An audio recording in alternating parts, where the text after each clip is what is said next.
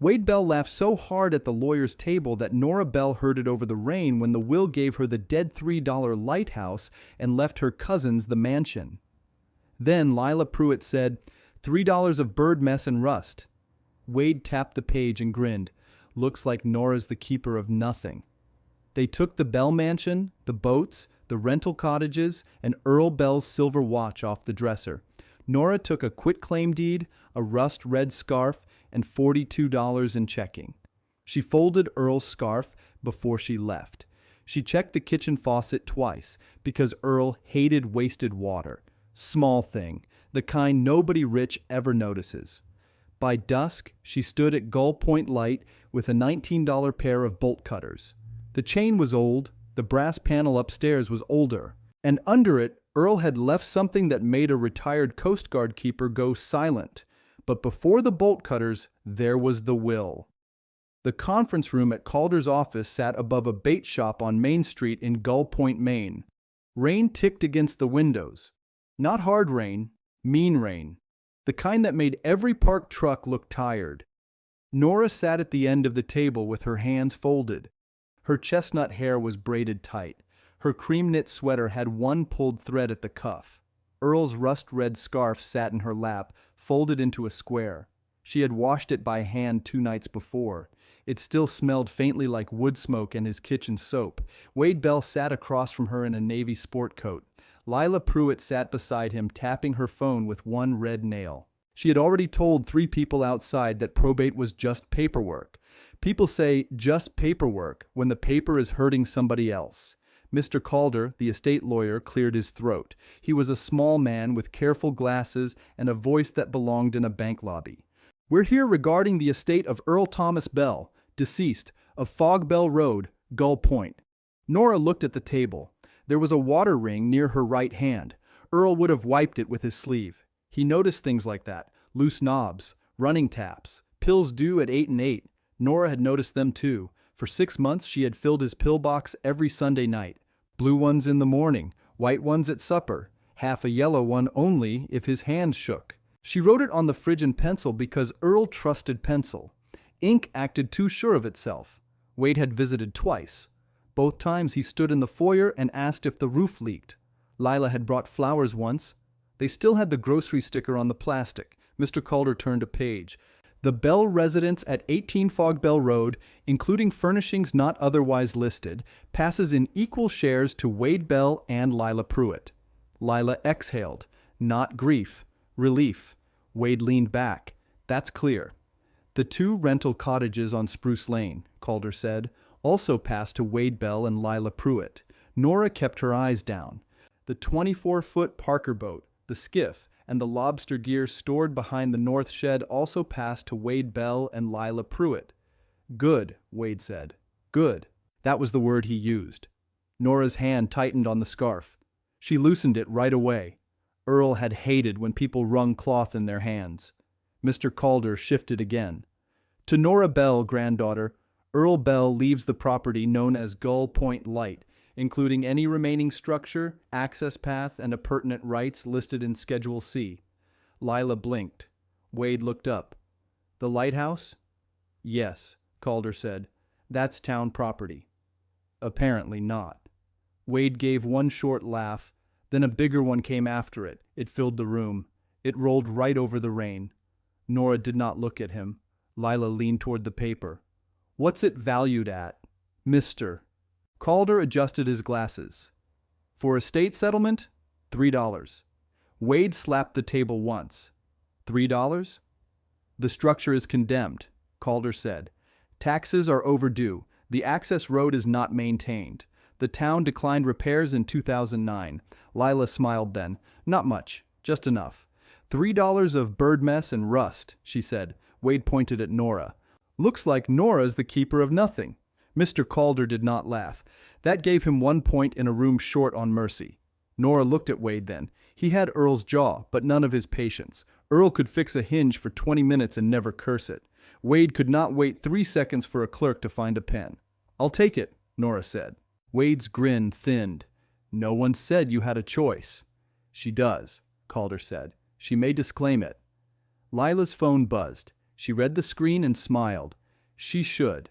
The back taxes alone are probably more than her car. Nora had no car. She had Earl's old bicycle in the shed. One tire was flat. The bus to Rockland cost $6.50 each way. Her checking account had $42.17 in it that morning. Not $42, really. The bank would take $5 on Friday, so $37.17 if math wanted to be rude. "I'll take it," Nora said again. Wade stared at her. "For what?" Nora looked at the rain sliding down the glass. "Because he left it to me." That was all. No speech, no trembling, just the one fact on the table. Mr. Calder pushed a thin packet toward her. "Then sign here. The estate will accept $3 as consideration to settle the parcel." Nora opened her canvas purse. Inside were a bus receipt, Earl's house key, a tube of lip balm, and 3 $1 bills clipped together with a grocery coupon. She set the bills on the table. Wade laughed again, softer.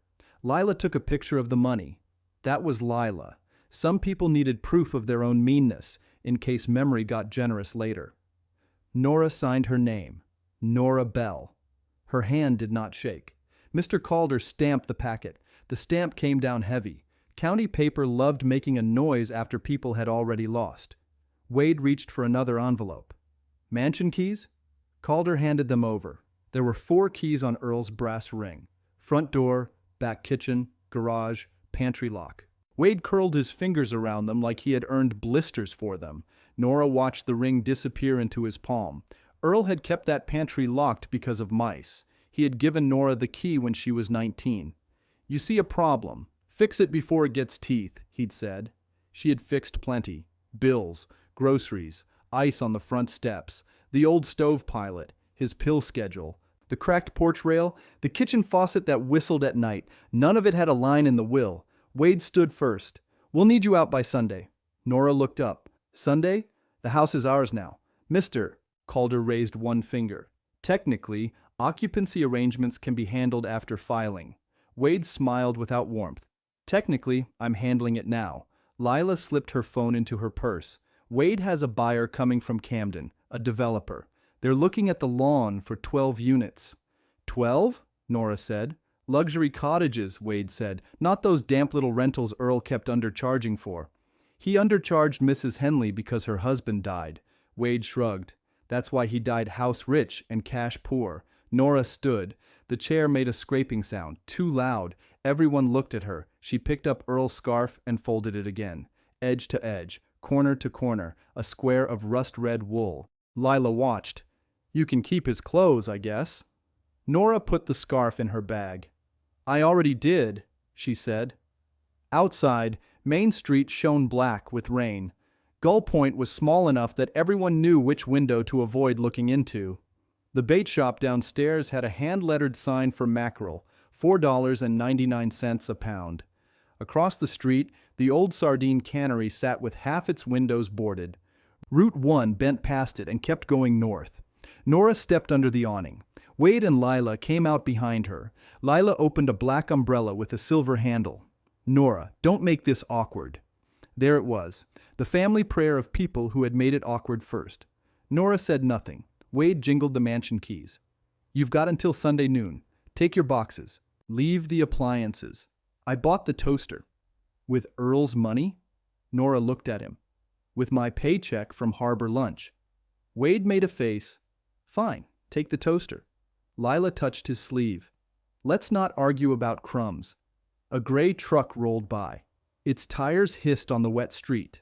Nora watched it pass because it gave her 3 seconds to swallow. Then she walked back to 18 Fog Bell Road.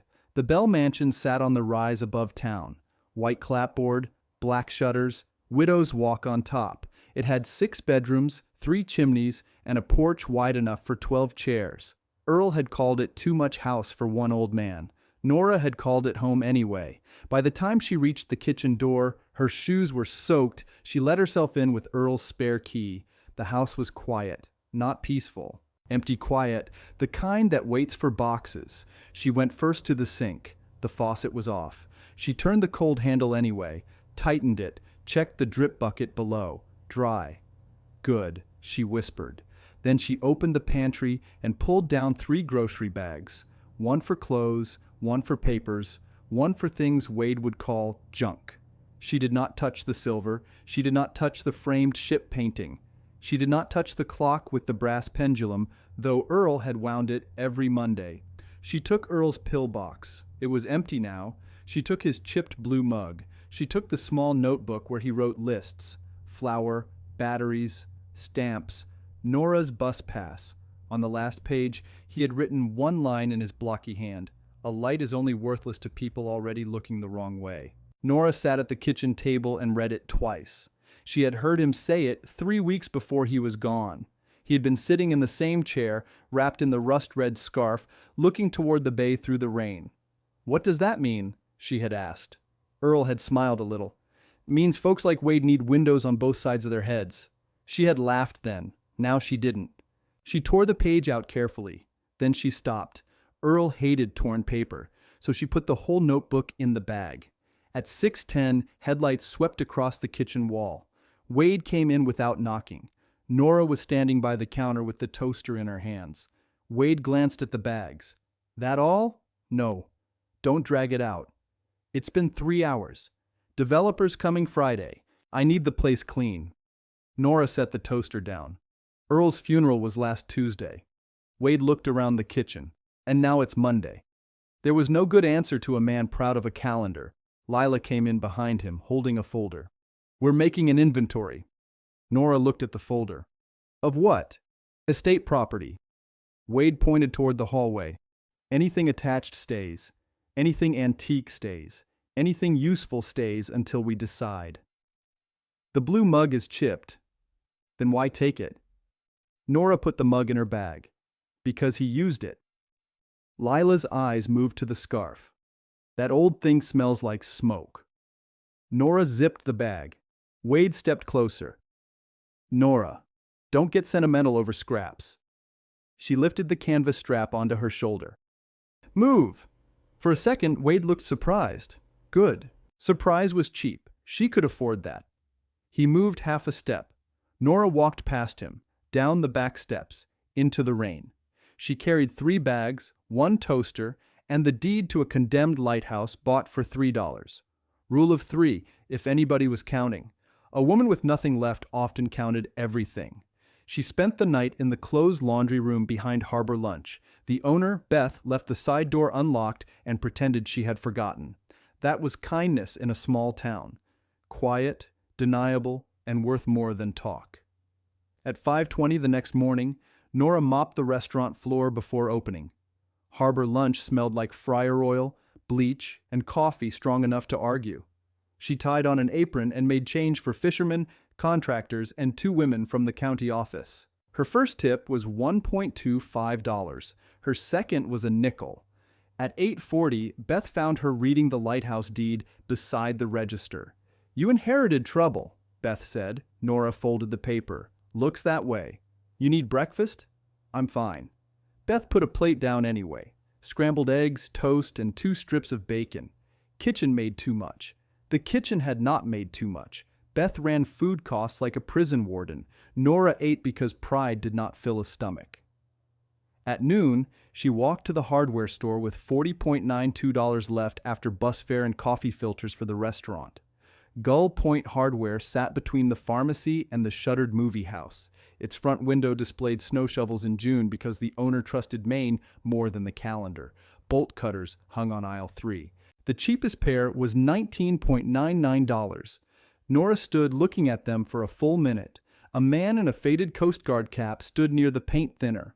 White beard, blue jacket, one hand on a cane, though he looked too stubborn to need it. "You cutting chain or making a point?" he asked. Nora turned. "Chain. Most folks say chain when they mean ex-husband. I don't have one." "Smart start." She almost smiled. The man nodded toward the cutters. "Those will work once, maybe twice." "That's all I need." He studied her face. "You're Earl Bell's granddaughter." Nora's hand tightened on the price tag. "Yes, Harlan Stowe." She knew the name. Mr. Harlan Stowe had run the Coast Guard station years ago. Earl had mentioned him in passing, usually with a snort. That meant he liked him. "I'm sorry about Earl," Mr. Stowe said. "Thank you." He was a hard man to outwait. "Yes." Mr. Stowe looked at the bolt cutters again. Gull Point Light? Nora hesitated. In a town like Gull Point, secrets did not stay hidden. They just learned to walk slower.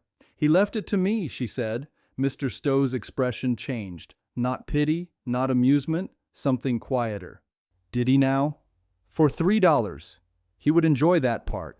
Wade did. Mr. Stowe's mouth tightened. Wade enjoys small things loudly. Nora took the cutters from the hook. Do you know the Lighthouse? I knew it when the brass still shined. Is it dangerous? Yes. She waited. He added, but not as dangerous as people who want you embarrassed. That was the first useful sentence she had heard all week. At the register, the clerk rang up the cutters. With tax, $21.19, he said. Nora counted the bills. A 20, a 1, 2 dimes, no penny. The clerk looked at the missing cent. Mr. Stowe slid 1 penny across the counter. Nora looked at him. He shrugged. I'm reckless with money. Outside, the rain had thinned to mist. Nora tucked the bolt cutters under one arm and walked toward Fog Bell Road. Mr. Stowe's old green truck rolled beside her at walking speed. You need a ride? I'm fine. You need a witness? That made her stop. He looked through the open passenger window. Condemned building, family dispute, chain on a door. Best not do that alone. Nora looked down the road. Fog Bell Road ran past the last houses, past the old sardine cannery, past the place where Route 1 turned inland. Then, it narrowed into gravel and spruce shadow. At the end, the lighthouse stood on granite above Penobscot Bay. Nobody in Gull Point had climbed it in years. She got in the truck. The seat smelled like pipe tobacco and salt. Mr. Stowe drove slowly. His hands stayed at 10 and 2. Old habits sat in him like bones. Earl ever tell you why he kept that place? He asked. He said people looked the wrong way. Mr. Stowe stared at the road. For 2 bends, he said nothing. Then he said, that sounds like Earl. Nora waited for more. None came. The truck passed the Bell Mansion. Wade's black SUV sat in the drive. A white sedan with Camden dealer plates sat behind it. Developer already. Nora looked away first. Mr. Stowe saw it, of course. Old men who had watched water for 30 years missed less than they pretended. They move fast, he said. They always did. They think speed is the same as right. Nora watched the mansion vanish behind spruce trees. It isn't. No. Fog Bell Road turned rough after the last mailbox. Potholes held brown water. Grass grew up the center. The truck bumped and complained, loyal in the irritating way old things sometimes were. Then the trees opened. Gull Point Light stood on a granite shoulder above the bay. The tower was shorter than Nora remembered. White paint peeled in long curls. The lantern room glass was filmed gray. Rust streaked the railing. The keeper's cottage had lost half its shingles. A chain crossed the front door. A red notice flapped from one staple. Condemned. No trespassing. Town of Gull Point. Under it, someone had written in marker, Dead Light. Nora got out. Wind came off Penobscot Bay and pushed hair loose from her braid. She wrapped Earl's scarf once around her neck. The wool scratched her chin. Mr. Stowe stayed by the truck. You sure? Nora lifted the bolt cutters. No. That was honest enough. She set the jaws around the chain. The first squeeze did nothing. The second hurt her palms. The third snapped the link with a sound like a tooth cracking. Mr. Stowe nodded once. Good grip.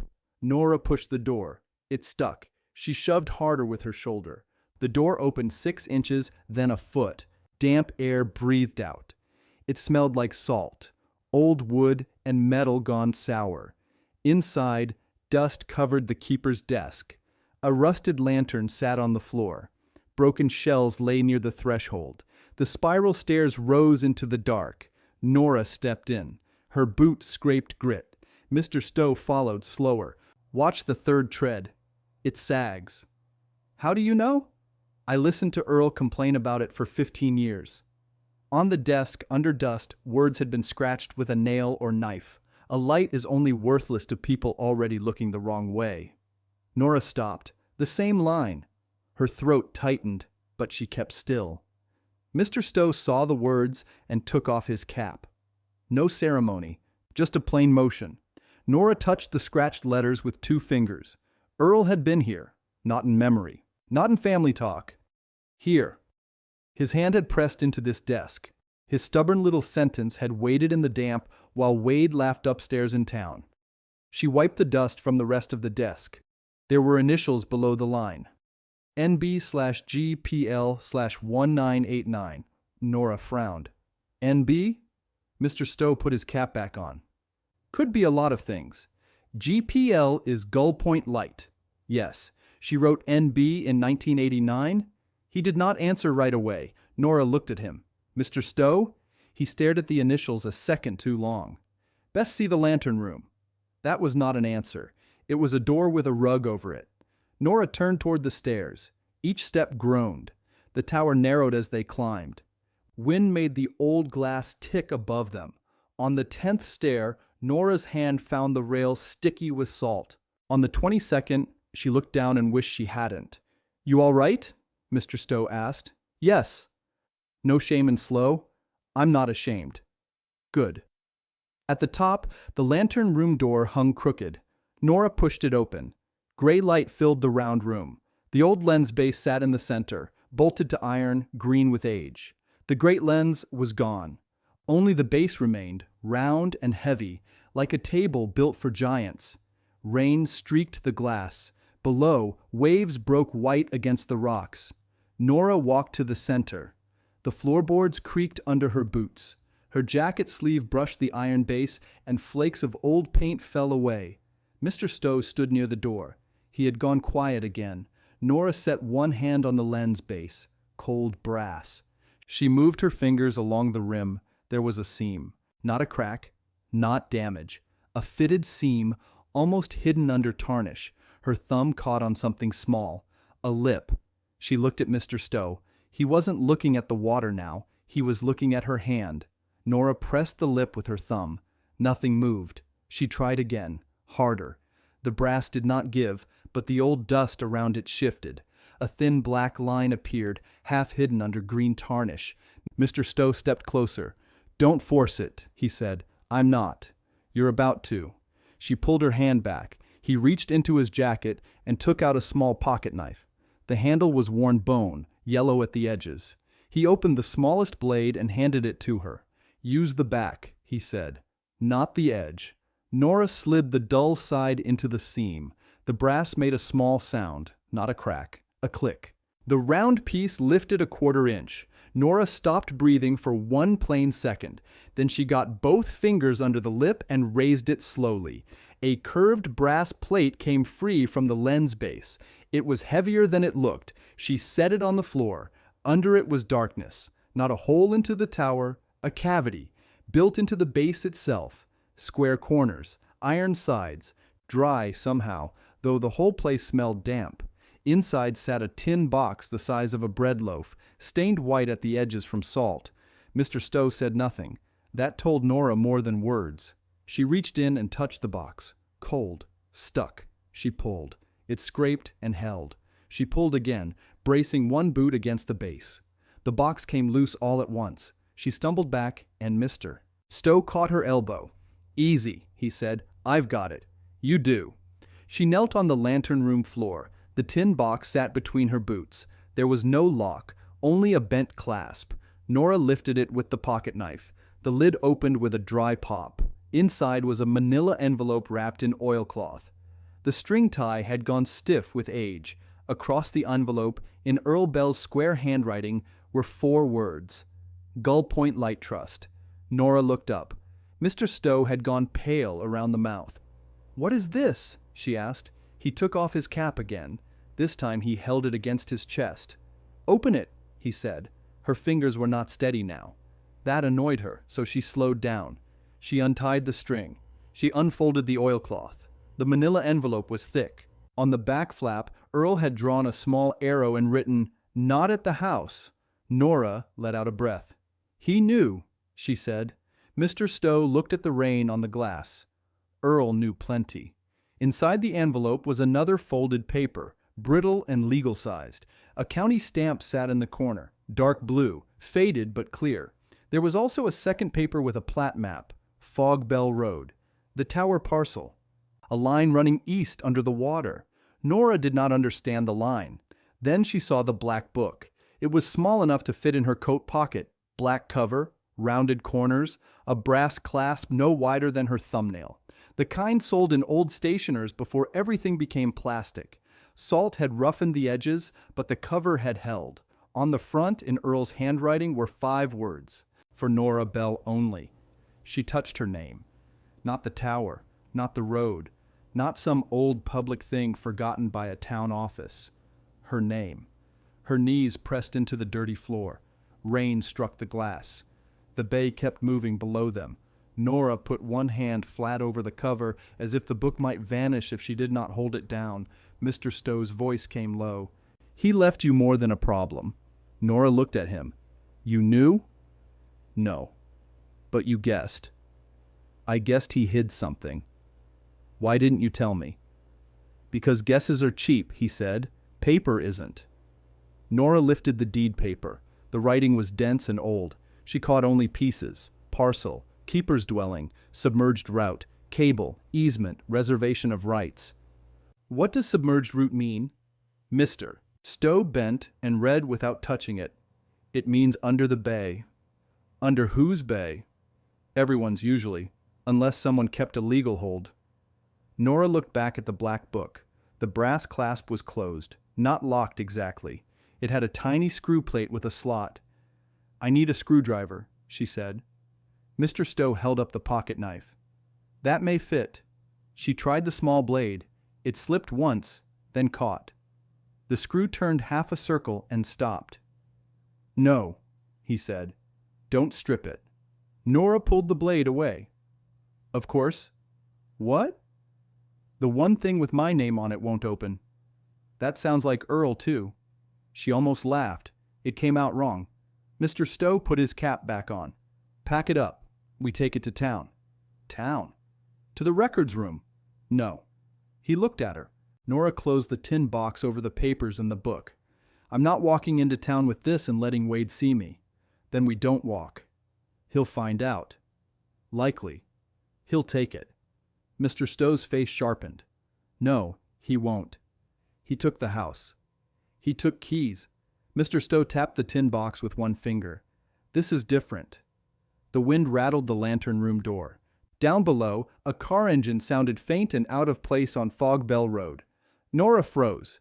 Mr. Stowe turned his head. A black SUV came into view through the wet glass, easing over the gravel. Behind it was the white sedan with Camden dealer plates. "Wade." Nora put the tin box against her chest. Mr. Stowe said one word: "Now." They moved down the stairs faster than the tower wanted. The third tread sagged under Nora's boot. She caught the rail and kept going. At the bottom, she shoved the tin box into Mr. Stowe's arms so she could pull the door open.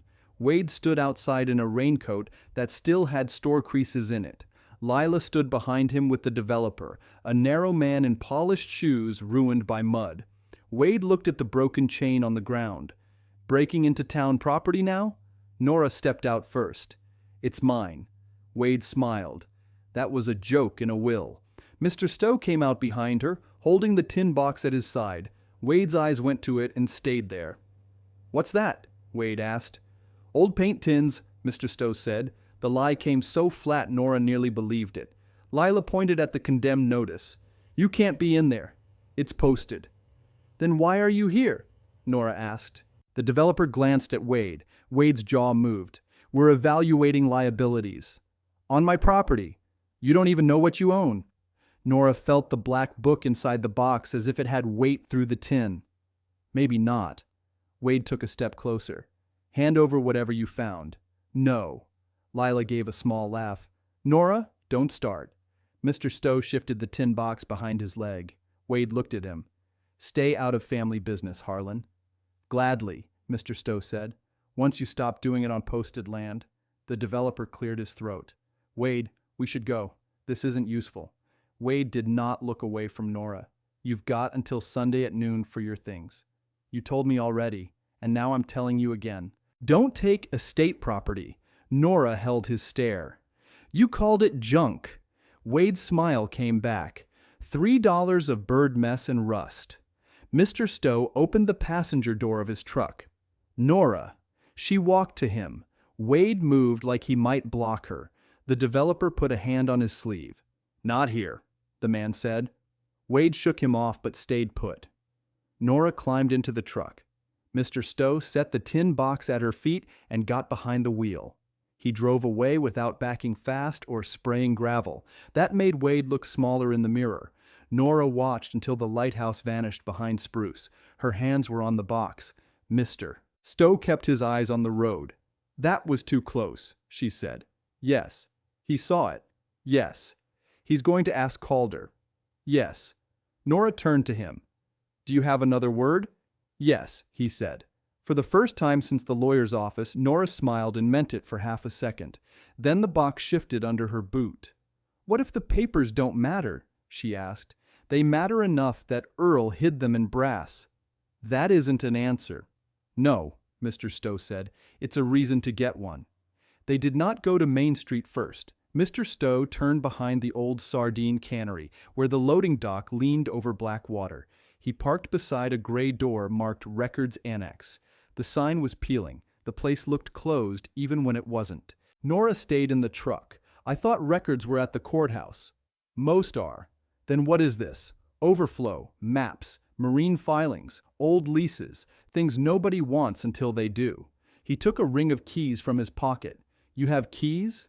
I volunteer Tuesdays. It's Tuesday, so I'm not trespassing. The inside smelled like paper, dust, and wet wool. Metal shelves ran in rows.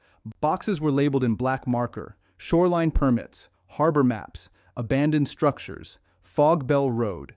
Nora set the tin box on a wooden table. Mr. Stowe turned on a green desk lamp.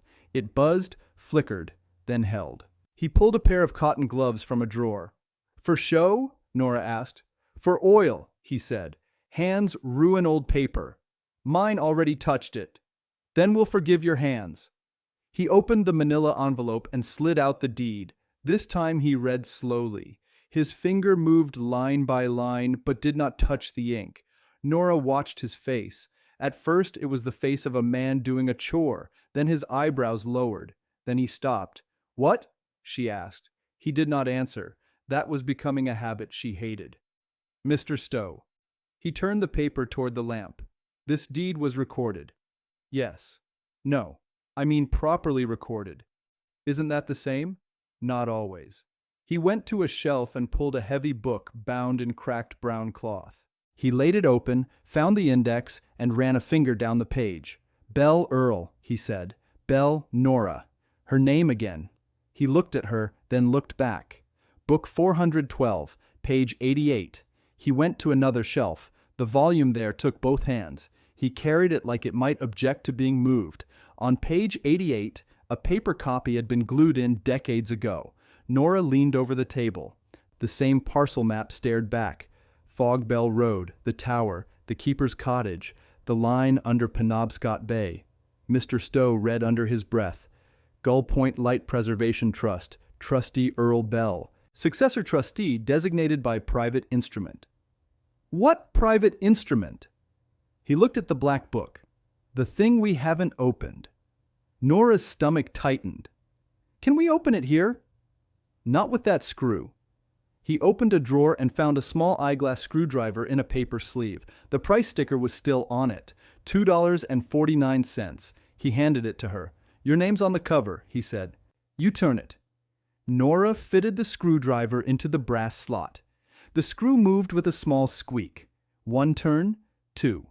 The clasp loosened. The black book opened. The first page was not a diary page. It was a notarized sheet pasted inside the cover. Earl's handwriting filled 3 lines at the top. Beneath it were typed words, a seal, and 2 signatures. Nora saw her name but did not read the sentence yet. Mr. Stowe leaned closer. His face changed again. This time it was not surprise. It was recognition. He sat down. Nora looked at him. You need to say something. He swallowed. I need to be careful. That's worse. No, he said. It's better. He pointed to the typed heading. Private successor designation. Nora read the line below it. I, Earl Bell, trustee of the Gull Point Light Preservation Trust, designate Nora Bell as sole successor trustee upon my incapacity or death. Her name was not squeezed in. It was typed clean. Nora Bell, sole successor trustee. The room went still around those words. Nora sat down across from him. But I wasn't born in 1989. No. The desk said NBGPL 1989. Yes. So it can't mean me. Mr. Stowe turned the page. There were log entries, dates, short notes, weather, repairs, names, receipts, payments made, payments refused. He stopped at August 14th, 1989. The entry was in Earl's hand. NB reserved. GPL holds all easement rights until bloodline trustee accepts. No cable crossing without trust consent. Nora read it twice. Bloodline trustee, she said. Mr. Stowe nodded. That was Earl keeping a chair empty. For who? For whoever came after him. But he wrote my initials before me. He wrote initials that waited for you. Nora pushed back from the table. That sounds impossible. It's paperwork, Mr. Stowe said. It does strange things. He turned another page. A folded receipt was tucked between entries. He opened it. Here, he said. Northern Atlantic Utility. Survey access fee. $1. $1. They paid Earl to inspect the route. That's nothing. It was never about the dollar. He turned the receipt over. On the back, Earl had written, "They can look, they cannot cross." Nora rubbed her forehead. Why would a utility care about this place now? Mr. Stowe did not answer right away. He reached for a county folder labeled Offshore Energy Corridor, 2025. Nora noticed the date. That's current, she said. Current enough. He opened it and took out a public notice. There was a map. She recognized the bay line now. It ran from offshore water toward Route 1, close to the Lighthouse parcel. Mr. Stowe tapped the map. Transmission cable. For what? Wind lease area. Power landing. Through Gull Point? Near it. Under the lighthouse? Under the easement. Nora stared at the line. The tower above the bay had been the wrong thing to look at. The value was below it. Earl had set it in the kitchen, and he had scratched it into the desk. People looking the wrong way. Nora stood and walked to the small high window. The cannery roof was below. Beyond it, Main Street ran wet and narrow. Somewhere up the hill, Wade was showing a developer land he thought was free and clear. How much? She asked. Mr. Stowe closed the folder. I don't know yet. You know enough to look sick. I look old. Different matter. How much, Mr. Stowe? He tapped the logbook once. Enough that Wade should have read before laughing. Nora came back to the table. Can he challenge it? Yes. Will he? Yes. Can he win? Mr. Stowe looked at the notarized page again. Not if this holds. That's another careful answer. You want reckless? Ask Wade. A knock hit the gray door. Nora grabbed the logbook. Mr. Stowe closed the deed book calmly. The knock came again. Harlan? Beth's voice called. You in there? Nora let out the breath she had been holding. Mr. Stowe opened the door. Beth stood outside in a rain jacket with Harbor Lunch printed on the chest. She held a paper bag. You left your phone at the counter, Beth said to Nora. Then Wade came in asking where you went. Nora took the phone. What did you tell him? That you were mopping. It's 1 PM. I didn't say you were good at it. Mr. Stowe gave a small cough that might have been a laugh. Beth looked at the table. Her eyes found the black book, the deed, the map. She did not ask the wrong question. You need food? She said. Nora shook her head. Beth put the bag down anyway. Kitchen made too much. Nora looked at her. Again? Terrible problem. Inside the bag was a sandwich wrapped in wax paper, an apple, and a white envelope. On the envelope, in shaky handwriting, someone had written, For the Bell Girl. Nora looked at Beth. Who gave you this? Didn't see. You saw. Didn't. Nora opened it. There were 3 $10 bills and 7 ones. $37 exactly. No note. Just the money, folded once. Her throat tightened again, and this time she looked away before anyone could see too much. Beth kept her voice easy. Town's not all teeth. Nora slid the money back into the envelope. I can't take this. You can return it when you know who gave it. I don't. Then that sounds hard. Mr. Stowe closed the logbook with care. Beth nodded toward it. That Earl's? Yes, Nora said. He left you trouble? Nora looked at the black cover with her name on it. "No," she said. "I think he left me standing room." Beth understood enough not to smile. A phone buzzed on the table. Nora's phone. Wade's name filled the screen. No one moved. It buzzed until it stopped. Then a message came through. "Where are you? Calder says the Lighthouse deed may have filing complications. Don't sign anything. Bring all estate papers to the mansion tonight." Nora read it aloud. Beth made a sound under her breath. Mr. Stowe took out his own phone. "Do not answer." "I wasn't going to." "Good." He dialed a number from memory. While it rang, he looked at the deed book. "Marion? Harlan Stowe. I need a certified copy pulled today. Book 412, page 88. Gull Point Light Preservation Trust? Yes, today." He listened. Nora watched his hand. It was steady. "No, not tomorrow," he said. "Because Wade Bell is awake now." He listened again. "Yes, I'll pay the rush fee." Nora stepped toward him. "How much?" He covered the phone. $25. "I'll pay it." "You'll save your $37. I have $40.92. "Then you'll save that too." He turned back to the phone. "Thank you, Marion, and note the request under my volunteer access." "No, don't fax it to Calder. Hold it." He hung up. Nora looked at him. "You think Calder will tell Wade?" "I think Calder likes clean tables." "What does that mean?" "It means he'll put papers where pressure points are." Beth folded her arms. "Plain English, Harlan. Wade has probably called him already." Nora picked up the logbook. "Then what do we do?" Mr. Stowe slid the deed back into the manila envelope. He tied the string once, firm and neat. "We make copies before anyone can pretend they didn't exist." "Where?" "Library." Beth shook her head. "Too public." "Bank?" "Wade's bank." Nora thought of the mansion printer in Earl's study.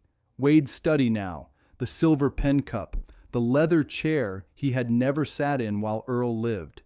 Then she thought of harbor lunch. "Your office has a scanner," she said. Beth's mouth tightened.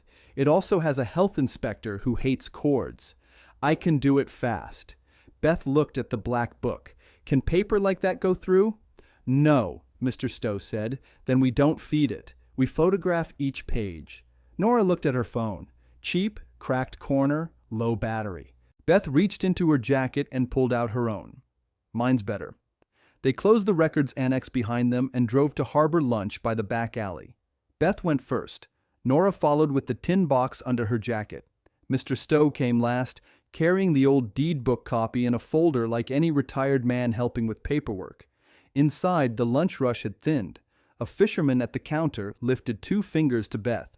"Coffee?" "Pour it yourself," Beth said. He did. In the office, between a freezer invoice and a stack of payroll envelopes, Nora laid out the logbook. Beth turned on the desk lamp. Mr. Stowe placed his glasses low on his nose. Page by page, Beth photographed everything. The notarized first page, the 1989 entry, the Northern Atlantic utility receipt, the plat map, the deed stamp, Earl's note on the envelope. Nora watched each image appear on the screen. Proof looked ordinary once copied. Black words, white paper, no thunder, no music, just enough to change who had to be quiet. Beth sent the images to 3 places. Her email, Mr. Stowe's email, a new account Nora made on the office computer because she did not trust the one Wade knew. Then the office door opened. Lila stood there. She looked at the table. For 1 second, nobody spoke. Lila's eyes moved from the black book to Nora's face. "What is that?" Beth stepped between her and the desk. "Office is employees only." Lila did not move. "Nora." Nora closed the logbook. "How did you find me?" "You work here." That wasn't the question. Lila looked behind her, toward the dining room. "Wade's outside." "Of course he is. He's worried you're confused." Beth laughed once. "Try again." Lila's face flushed. "Nora, this is getting serious." It was serious Monday. "You don't understand what Wade has lined up." "The 12 cottages?" "They're not cottages now. The buyer changed it. It's a shorefront community. He's offering cash." "How much?" Lila hesitated. Nora saw it then. Not guilt, fear. "How much, Lila?" $740,000 for the lawn parcel, Lila said, separate from the house. Beth glanced at Mr. Stowe. Nora stayed still. And your kitchen loan? She asked. Lila's mouth went small. That has nothing to do with this. It has 38,000 things to do with this. Lila stepped closer. If Wade loses this buyer, we all lose. No, Nora said. You lose speed. Lila looked at the closed logbook again. What did Earl hide? Mr. Stowe answered before Nora could. A lesson. Lila's eyes hardened. You always liked making him sound noble. He managed that himself.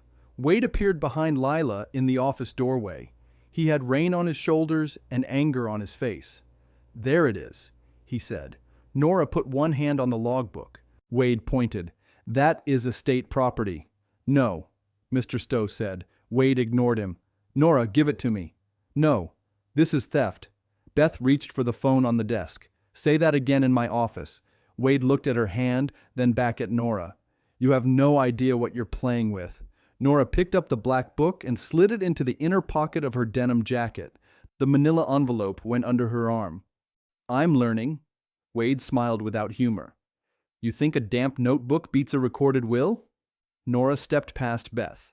Her scarf brushed the edge of the desk. She stopped close enough that Wade had to look down at her and still did not seem taller. I think Earl knew you'd sell before Sunday. Lila went quiet. That landed. Wade's smile slipped. Mr. Stowe picked up the tin box. We're done here. Wade blocked the doorway. Beth lifted the phone. Move, Wade. He looked at her, then at the dining room beyond. People were watching now. The fishermen, 2 county office women, the teenage dishwasher with his sleeves rolled. Small towns did that too. They watched late, but they watched. Wade stepped aside. Nora walked out through harbor lunch with Earl's logbook against her heart and the manila deed envelope under one arm. No one clapped. Nobody said a grand thing. The fisherman poured himself more coffee and said, Rain's picking up. That was Gull Point applause. Outside, Main Street shone under the storm. Wade came out behind them, but he did not shout. Lila stayed in the doorway with both hands around her purse strap. Mr. Stowe opened the truck door. Where now? Nora asked. He looked toward the courthouse, then toward Fog Bell Road. Now we get the certified copy. And after that, he started the engine. After that, he said, Wade learns the difference between junk and jurisdiction. Mr. Stowe did not take Main Street. He turned behind the cannery, cut past the bait shed, and came out on County Lane, where the old brick courthouse sat above the harbor. Nora knew the building from jury notices and parking tickets. She had never walked into it carrying something that made grown men stop smiling. Beth followed in her own car. Why is she coming? Nora asked. Because Wade won't lean over me, Mr. Stowe said. He will lean over, Beth? He'll try once. Nora held the logbook inside her jacket. The manila envelope lay flat on her knees. Rain tapped the windshield hard enough to make the wipers complain. Her phone buzzed twice. Lila, then Wade, then a number she did not know. She turned the phone face down. Good, Mr. Stowe said. I didn't ask. You didn't have to. At the courthouse, he parked beside a white county pickup. Beth parked behind him and got out before the engine settled. She had her hood up and her jaw set. Inside, the hallway smelled like wet coats and floor wax. The records counter was halfway down, behind glass. A woman with silver hair looked up from a stamp pad. Harlan, she said, you brought weather. Couldn't leave it outside, Marion. Marion's eyes moved to Nora. They softened for half a second, then became clerk eyes again. You're Nora Bell. Yes. I have book 412, page 88 pulled. Certified copy is printing. Thank you, Nora said. Marion lowered her voice. 2 other requests came in. Mr. Stowe went still. From who? Calder's office. Then a courier for Atlantic Crown Development. Beth said, that was fast.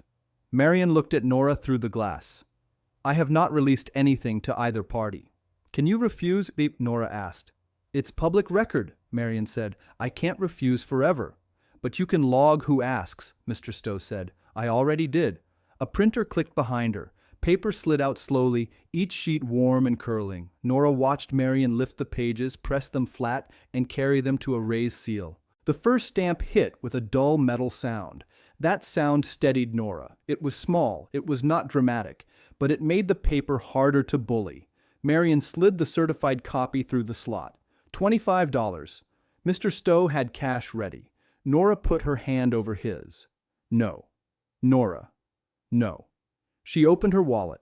2 20s, 1 worn dollar, 4 quarters, a few coins stuck in the seam. She gave Marion 120, 5 ones from the envelope, and kept the rest tucked tight. Marion counted it. Paid by Nora Bell. Please write that, Nora said. Marion paused, then wrote it on the receipt. Beth watched her. Good girl. Nora put the receipt in the manila envelope with the certified copy. Can I ask something? Marion nodded. Has anyone filed anything against the Lighthouse? Marion turned to her terminal. Her nails clicked over the keys. Parcel 17-GP-004, Gull Point Light. 1 moment. Mr. Stowe leaned closer. Marion frowned. There's a notice of emergency petition entered this afternoon. Beth straightened. Emergency what? Marion read from the screen. Petition to appoint temporary estate manager over disputed coastal asset. Filed by Wade Bell through Calder Finch. Nora felt the words land one at a time. Estate manager, she said. Mr. Stowe's voice went flat. That would let him control the asset until a hearing. Marion clicked again.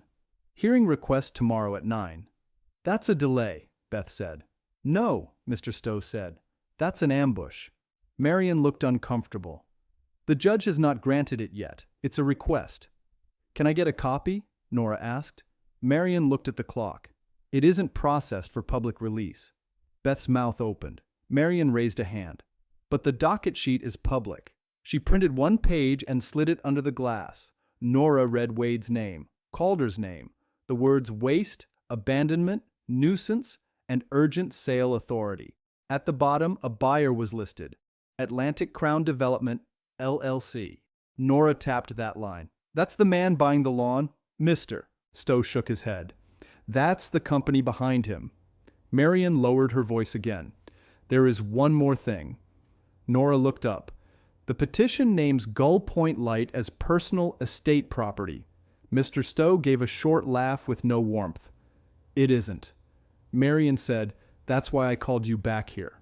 Nora folded the docket sheet. Her hands did not shake. That surprised her. Where's the hearing? Probate room, Marion said. Same building as Calder's office. 9 tomorrow. Beth said, of course it is. Nora looked at Mr. Stowe. What do we need? Certified deed, logbook, photos, tax records, anything showing trust control. And a lawyer? Mr. Stowe did not answer fast enough. Beth saw it. How much? For a decent emergency appearance, he said. $1,500 if someone's kind. $5,000 if they know Wade's involved. Nora thought of her receipt. $25 gone. $32 and change left. A laugh almost came up, but it would have sounded wrong. I don't have that, she said. No, Beth said. But you have us. Mr. Stowe turned to Marion. Can we search federal lease notes tied to that parcel? Marion looked at the clock again. Public terminals close at 4. It's 3:10. Then move. They moved. Marion set them at a terminal near a window that showed the harbor in strips. Beth stood guard with her arms folded. Mr. Stowe typed like every key had offended him. Nora leaned over his shoulder. What are we looking for? Restoration rights. You said federal lease. I said restored federal lease rights. Different teeth. He opened old scanned documents. Some were crooked, some were pale. One had a government seal at the top and a typed heading. United States Lighthouse Service Transfer Schedule. Gull Point Light Station, 1934. Mr. Stowe stopped breathing for a beat. What? Nora asked. Earl told me this existed. Is it bad? It may be very good. Beth leaned in. Plain English. Mr. Stowe pointed to a paragraph. When the station was transferred, the government reserved access for navigation and maintenance. Later, the town took custodial control. Then the trust took preservation control. So if the trust is active, it may be eligible for lease restoration funds. Not just easement money. Nora stared at the scanned page. Earl knew that? Earl knew everything that mattered and forgot where he put his tea. Beth gave a small breath. That sounds like him. Mr. Stowe clicked to a later file. Here, 1978 municipal vote. Gull Point Light Preservation Trust accepted maintenance burden. Nora read the names. Earl Bell, Harlan Stowe, 2 selectmen long gone. Her head turned. You signed this. Mr. Stowe did not look away. Yes. You never told me. You didn't own it yesterday. That's not an answer. No, he said. It's the one I have. Marion came over with another folder. Harlan, the valuation packet is in Shoreline Finance, not property. He looked up sharply. You found it? Referenced, not pulled. Can you pull it? She gave him a look. You have 40 minutes. I'll take 30. Marion left. Nora watched him. Valuation packet. He removed his glasses and rubbed the bridge of his nose. There was a study last winter, offshore corridor impact. You knew? I knew there was a study. I did not know Gull Point was listed. Why didn't Earl tell me? Mr. Stowe turned to her. Maybe he tried. Nora thought of Earl at the kitchen table, thin hands around a mug. A light is only worthless to people already looking the wrong way. She sat down. Beth touched her shoulder once. Stay with the paper. Nora nodded. Marion came back with a blue folder and a yellow sign-out card. This one does not leave the building. Mr. Stowe opened it. The first pages were maps. Then cost tables. Then parcel references. He flipped past numbers Nora could not hold. Cable landfall mitigation, submerged easement, historic structure offset, navigation marker restoration. Then he stopped. Beth whispered, Harlan. He had gone quiet. Nora hated that silence now. Say it. Mr. Stowe read the line once, then again. He set one finger beside the amount. Gull Point Light Easement and Lease Control Package, he said. Preliminary fair control value, $2,850,000. Nora did not move. Beth said, say that again. $2,850,000. The public terminal hummed. Somewhere down the hall, a door shut. The rain kept hitting the windows. Nora looked at the number and felt none of it belonged to her yet. That can't be for the tower, she said. It isn't. The land, not only. The trust. Mr. Stowe nodded. The control point. Beth put both hands on the back of a chair. Wade called it bird mess. He priced the wrong thing, Mr. Stowe said. Nora leaned closer to the page. There was a label beside the table. Gull Point Corridor Unit, 2025. SKU style enough for you, Earl, Mr. Stowe muttered. Nora looked at him. He closed his mouth. Sorry. No, Nora said. Don't be. She took a photo of the page with Beth's phone, then her own, then Mr. Stowe's, because he insisted on making the image twice. Marion came back. You need to wrap up. Nora pointed to the packet. Can I get a certified copy of that page? Marion shook her head. Not today. It's a referenced planning packet. Beth's eyes narrowed. Marion leaned closer. But I can certify the index page that proves this packet exists and ties to parcel 17-GP-004. Mr. Stowe smiled. Marion, you remain a menace. Only to lazy men. She took the folder away and returned with 2 pages. The seal hid again. Nora paid for those too, $9. Her money was almost gone. Wade was waiting outside the courthouse. He stood under the stone overhang with Calder Finch beside him. Calder had a tan coat, a leather file, and the calm face of a man who billed in 6-minute pieces. Lila sat in Wade's SUV with the window fogged around her outline. Beth saw them first. There's your weather. Nora held the envelope tighter. Wade stepped forward. Nora, this is enough, Mr. Stowe answered. It is. You can go home. Calder gave a small smile. Mr. Stowe, nobody needs theater. Then stop selling tickets. Wade looked at Nora. His voice softened. That was worse. You're being used. By who? People who hated that Earl left me responsible. Nora stared at him. He didn't. The mansion is the estate center. The lighthouse isn't yours. It's all connected. Calder opened his file. Nora, the petition tomorrow is procedural. Wade is asking to preserve value while title is clarified. Beth laughed. Preserve value means sell it before she can breathe. Calder ignored her. If you cooperate, the court may look kindly on your position. Nora said, What position? That you were confused, that you removed estate documents without understanding their status. Mr. Stowe stepped in. Careful. Calder's eyes turned cold. Harlan, you are not counsel. No, I'm a witness. That landed on Calder, only a little, but enough. Wade held out his hand. Give Calder the book for safekeeping. Nora almost smiled. No. Nora. No. You think this makes you strong? Wade asked. It makes you exposed. Beth moved closer. You want that on courthouse steps? Calder glanced toward the door. 2 clerks were leaving. Marion was behind the glass inside, watching through the lobby. Wade lowered his voice. You can keep the lighthouse. Fine. I'll give you $10,000 for the easement claim. Cashier's check tomorrow. You sign a release. Nora heard Beth inhale. Mr. Stowe did not move. $10,000, Nora said. That's real money for you. For me? Yes. And the lawn sale? Separate. And Lila's kitchen loan? Wade's face hardened. Don't drag her in. She came to my job. She was trying to help. Nora looked at the SUV. Lila looked away. Calder slid a paper from his file. We have a preliminary release drafted. No pressure. Review it. Beth said, That's exactly pressure. Nora took the paper. Mr. Stowe looked at her sharply. She folded it once and put it in the envelope. Wade smiled. Good. Nora met his eyes. I didn't sign it. You will. Bring a better pen. His smile vanished. Beth made a low sound that might have been approval. Mr. Stowe opened the truck door for Nora. She got in before Wade could step closer. As they pulled away, Calder was already on his phone. Nora watched him shrink in the mirror. Was it bad that I took the paper? No, Mr. Stowe said. It has his fingerprints all over the plan. You mean literally? I mean greed has formatting. Beth followed them back toward Harbor Lunch, but Mr. Stowe kept driving past it. Where are we going? Nora asked. Fog Bell Road. It's getting dark. That's why. The road narrowed after the last lobster co-op. Pines leaned close. The bay showed through gaps, gray and restless. Gull Point light rose at the end, wet stone, dead windows, chain loose where Nora had cut it. Mr. Stowe parked facing the keeper's cottage. Why here? Nora asked.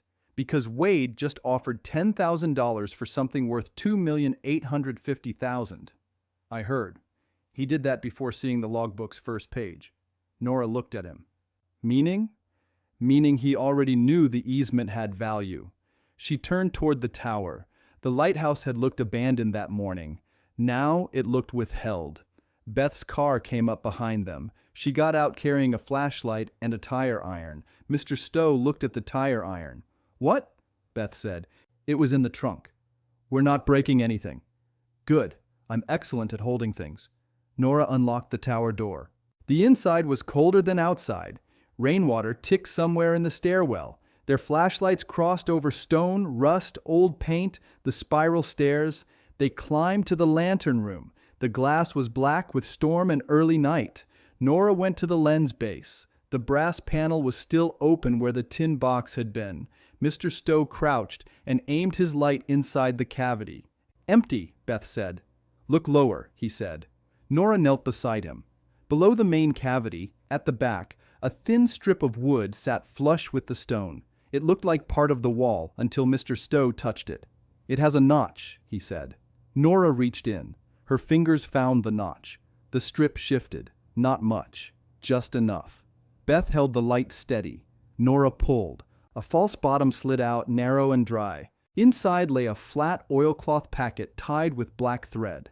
No one spoke. Nora lifted it carefully. It weighed almost nothing. Beth said, Harlan. I see it. Nora untied the thread. The oilcloth opened around 3 items. A brass key with a paper tag. A folded chart. A small card with Earl's handwriting. Not for court first, for Nora first. Her throat closed. Beth looked away, giving her that much. Nora turned the card over. On the back, Earl had written one line. If Wade rushes, ask who paid Calder. Mr. Stowe said nothing. That told Nora enough. She unfolded the chart. It was not a map of the lighthouse. It was the mansion grounds. the lawn, the old carriage lane, the strip that ran from the road to the cove. A red pencil line cut across it and stopped at a small rectangle marked Bell Landing Hut. Nora pointed. "What's that?" Mr. Stowe leaned over the chart. "Old telegraph hut, then power junction, gone now." "Why is it on mansion land?" "Because the landing route crossed Bell Land before the Lighthouse Trust was formed." Beth said, "Wade's lawn sale." Mr. Stowe nodded slowly. "If that hut easement still exists, Atlantic Crown doesn't only need the lighthouse. They need the lawn too." "But Wade is selling the lawn." "He is selling the visible part." Nora looked at the red line. "And the line under it?" "That may belong to the same trust chain." Beth let out a short breath. "So Earl didn't just block the bay." "No, Mr. Stowe said. He blocked the driveway to the bay." Nora picked up the brass key. The tag was brittle but readable. "Landing hut, South Sill." Beth said, "Does the hut still exist?" Mr. Stowe looked toward the dark shore below the tower. "Maybe not, but keys usually outlive doors." Nora folded the chart along its old creases. "Why didn't this go in the logbook?" "Because the logbook proves the trust," he said. "This proves why Wade wants speed." A noise came from below. All three froze. Not the tower settling, not rain, a car door. Beth switched off her flashlight. Mr. Stowe did the same. Nora held the oilcloth packet against her chest and stepped away from the glass.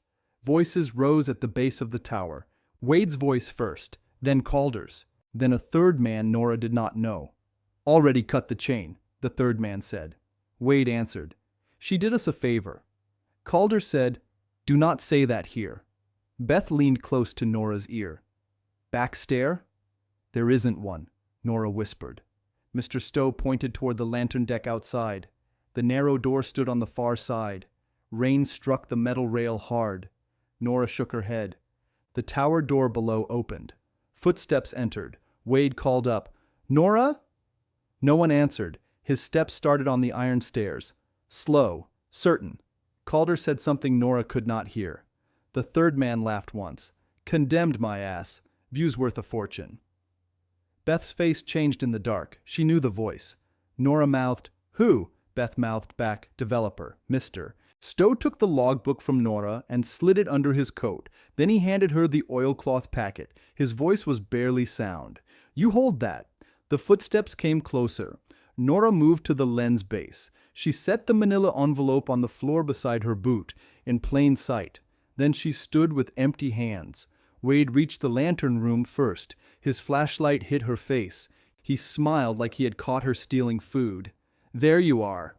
Calder came behind him, breathing harder from the stairs. The third man followed in a dark raincoat with polished shoes wet at the toes. Nora looked at him. "Atlantic Crown?" The man smiled. "Mason Vale." Beth turned her flashlight back on and aimed it at the floor, not his face. "Never liked your commercials." Mason looked at her, then dismissed her.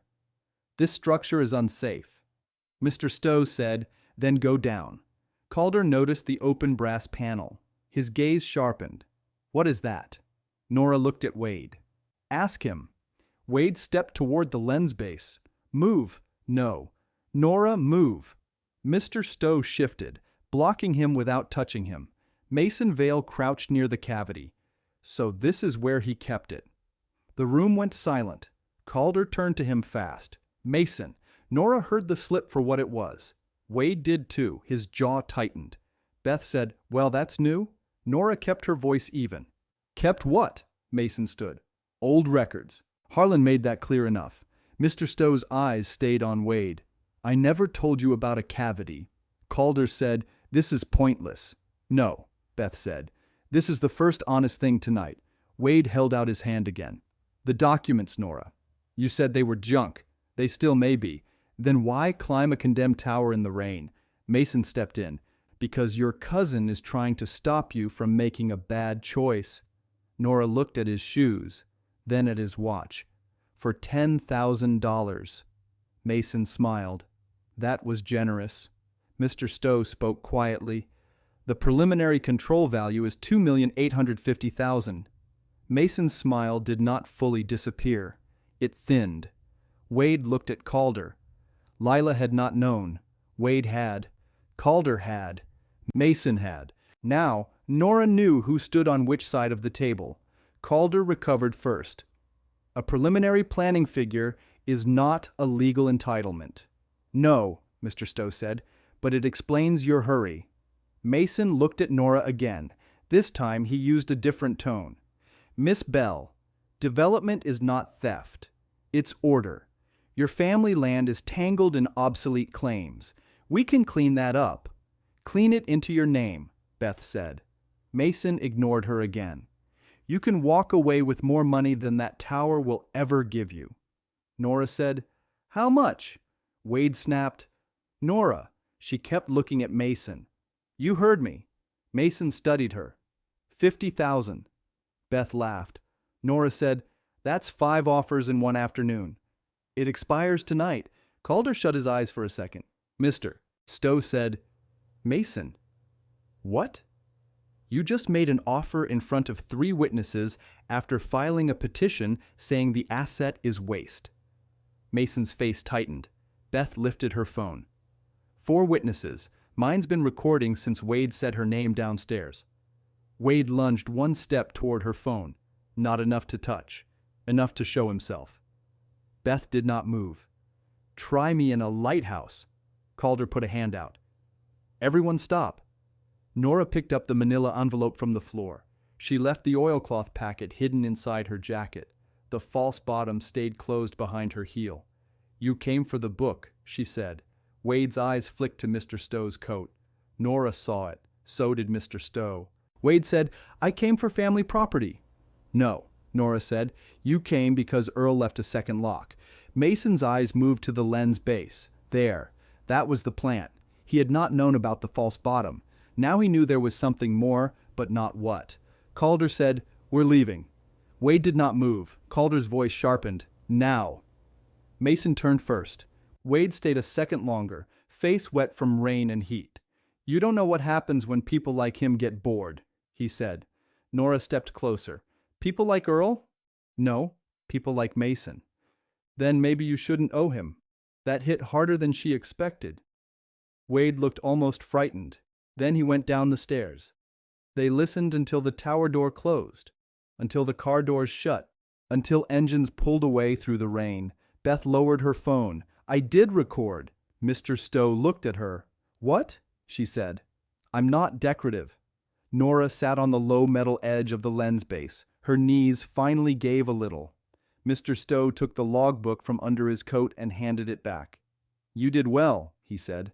I almost handed him the envelope. But you didn't. I showed him there's more. Yes.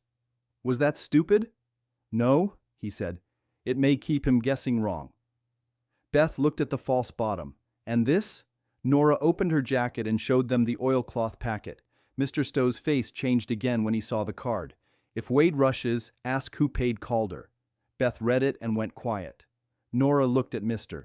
Stowe. Did Earl think Calder was bought? I think Earl thought invoices tell cleaner stories than people. Can we find them? Calder's? Not tonight. Wade's? Maybe. Beth snapped her fingers. The mansion office. Nora shook her head. Wade changed the locks. Beth looked at the brass key in Nora's palm. Not that office. Mr. Stowe nodded toward the chart. Landing hut. South sill. Nora looked out through the lantern glass. The mansion was beyond the trees and dark lawn, hidden by weather. You think something is there? I think Earl left the key where only the lighthouse would explain it. Beth zipped her jacket. Then we go before Wade does. No, Mr. Stowe said. Beth stared at him. No. No tower climbing, no trespassing charge, no night search on mansion land with Wade waiting for it. Nora wanted to argue. She could feel the road pulling at her. The red line on the chart pointed straight toward the lawn Wade had already sold in his head. Mr. Stowe held up the docket sheet. Tomorrow morning, Wade asks the judge for control. Tonight we make him carry his own words into that room. Beth lifted her phone. Recording. Certified copy, he said. Nora held up the envelope. Deed. Logbook. She touched the black cover. And the false bottom? Beth asked. Mr. Stowe looked at Nora. That stays out of sight. Why? Because it asks a better question than it answers. Nora knew the question now. Who paid Calder? They left the tower with the lights off and the chain looped back through the door. Nora did not lock it the old way. She used the new padlock she had bought with the bolt cutters. It had cost $8.99, and now that seemed funny in a hard, tired way. At harbor lunch, Beth made coffee, though the restaurant was closed. She put 3 mugs on the office desk and set out the evidence like plates. Certified deed, certified index, docket sheet, release offer, Beth's recording, photos of the valuation packet, logbook, oilcloth packet still closed again. Nora sat in the office chair. Her socks were damp. Her braid had come loose at the neck. Beth pushed a mug toward her. Drink. I'm not hungry. That wasn't the offer. Mr. Stowe spread the papers in order. Tomorrow is not the final fight. Feels like one, Nora said. It's a control fight. Wade wants temporary power. If he gets it, he signs fast.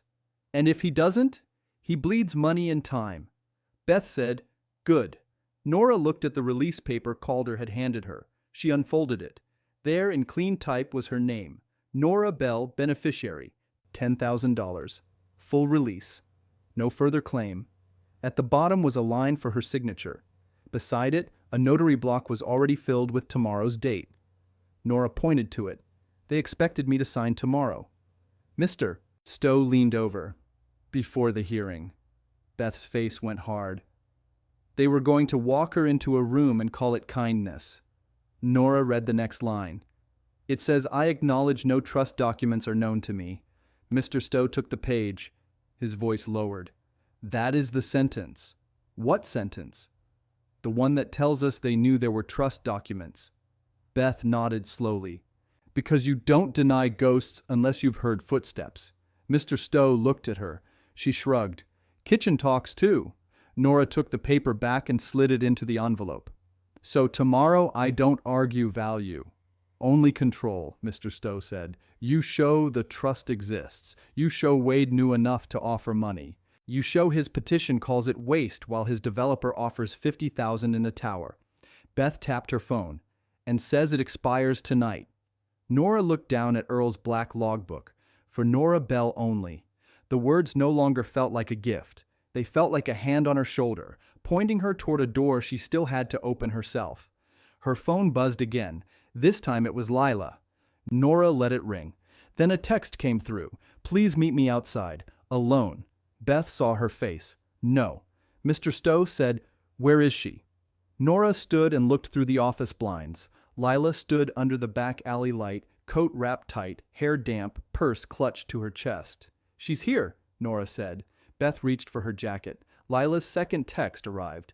I have Wade's copy of the loan agreement. Nora turned from the window. Mr. Stowe stood slowly. Beth said, That is either bait or fear.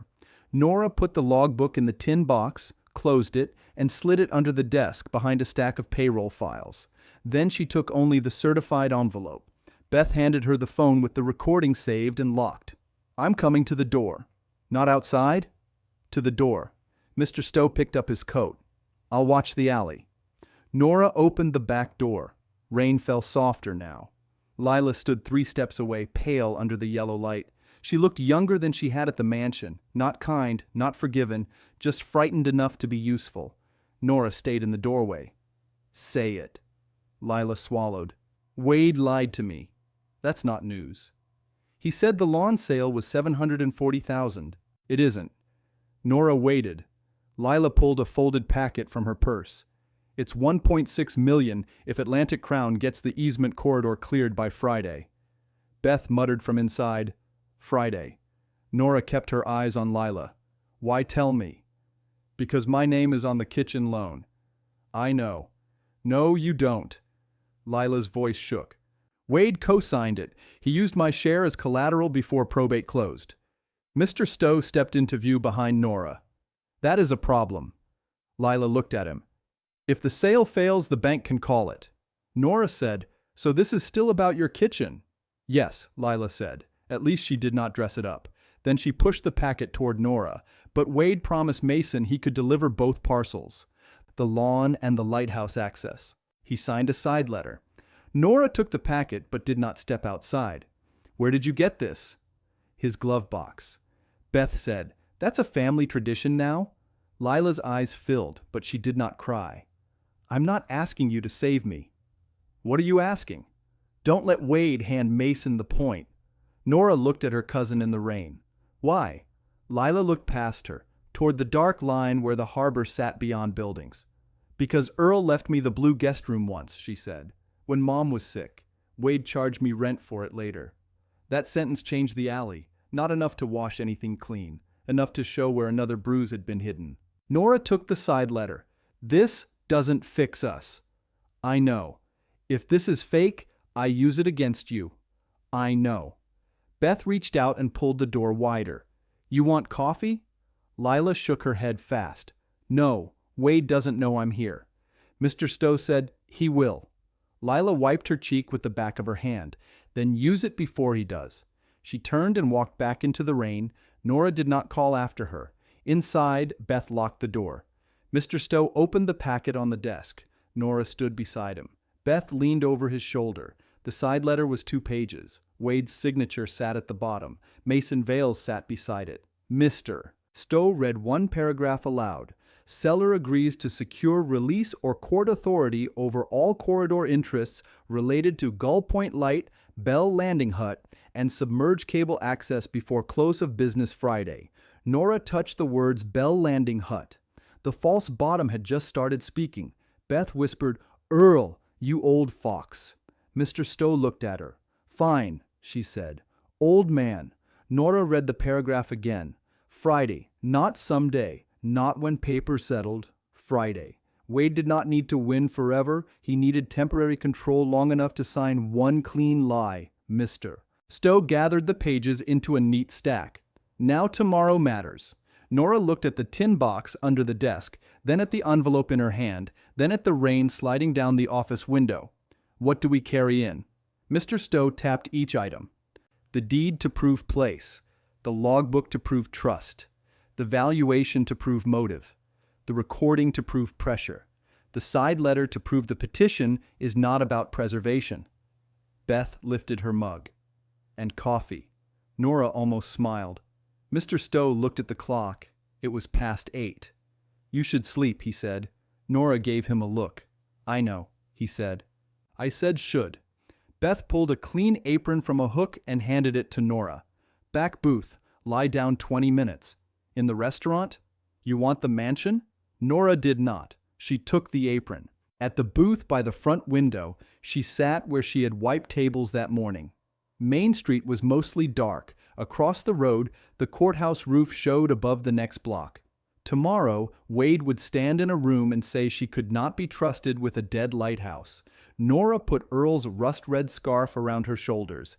Beth came by and set something on the table. A small plate. Toast, butter, 2 scrambled eggs. Nora looked up.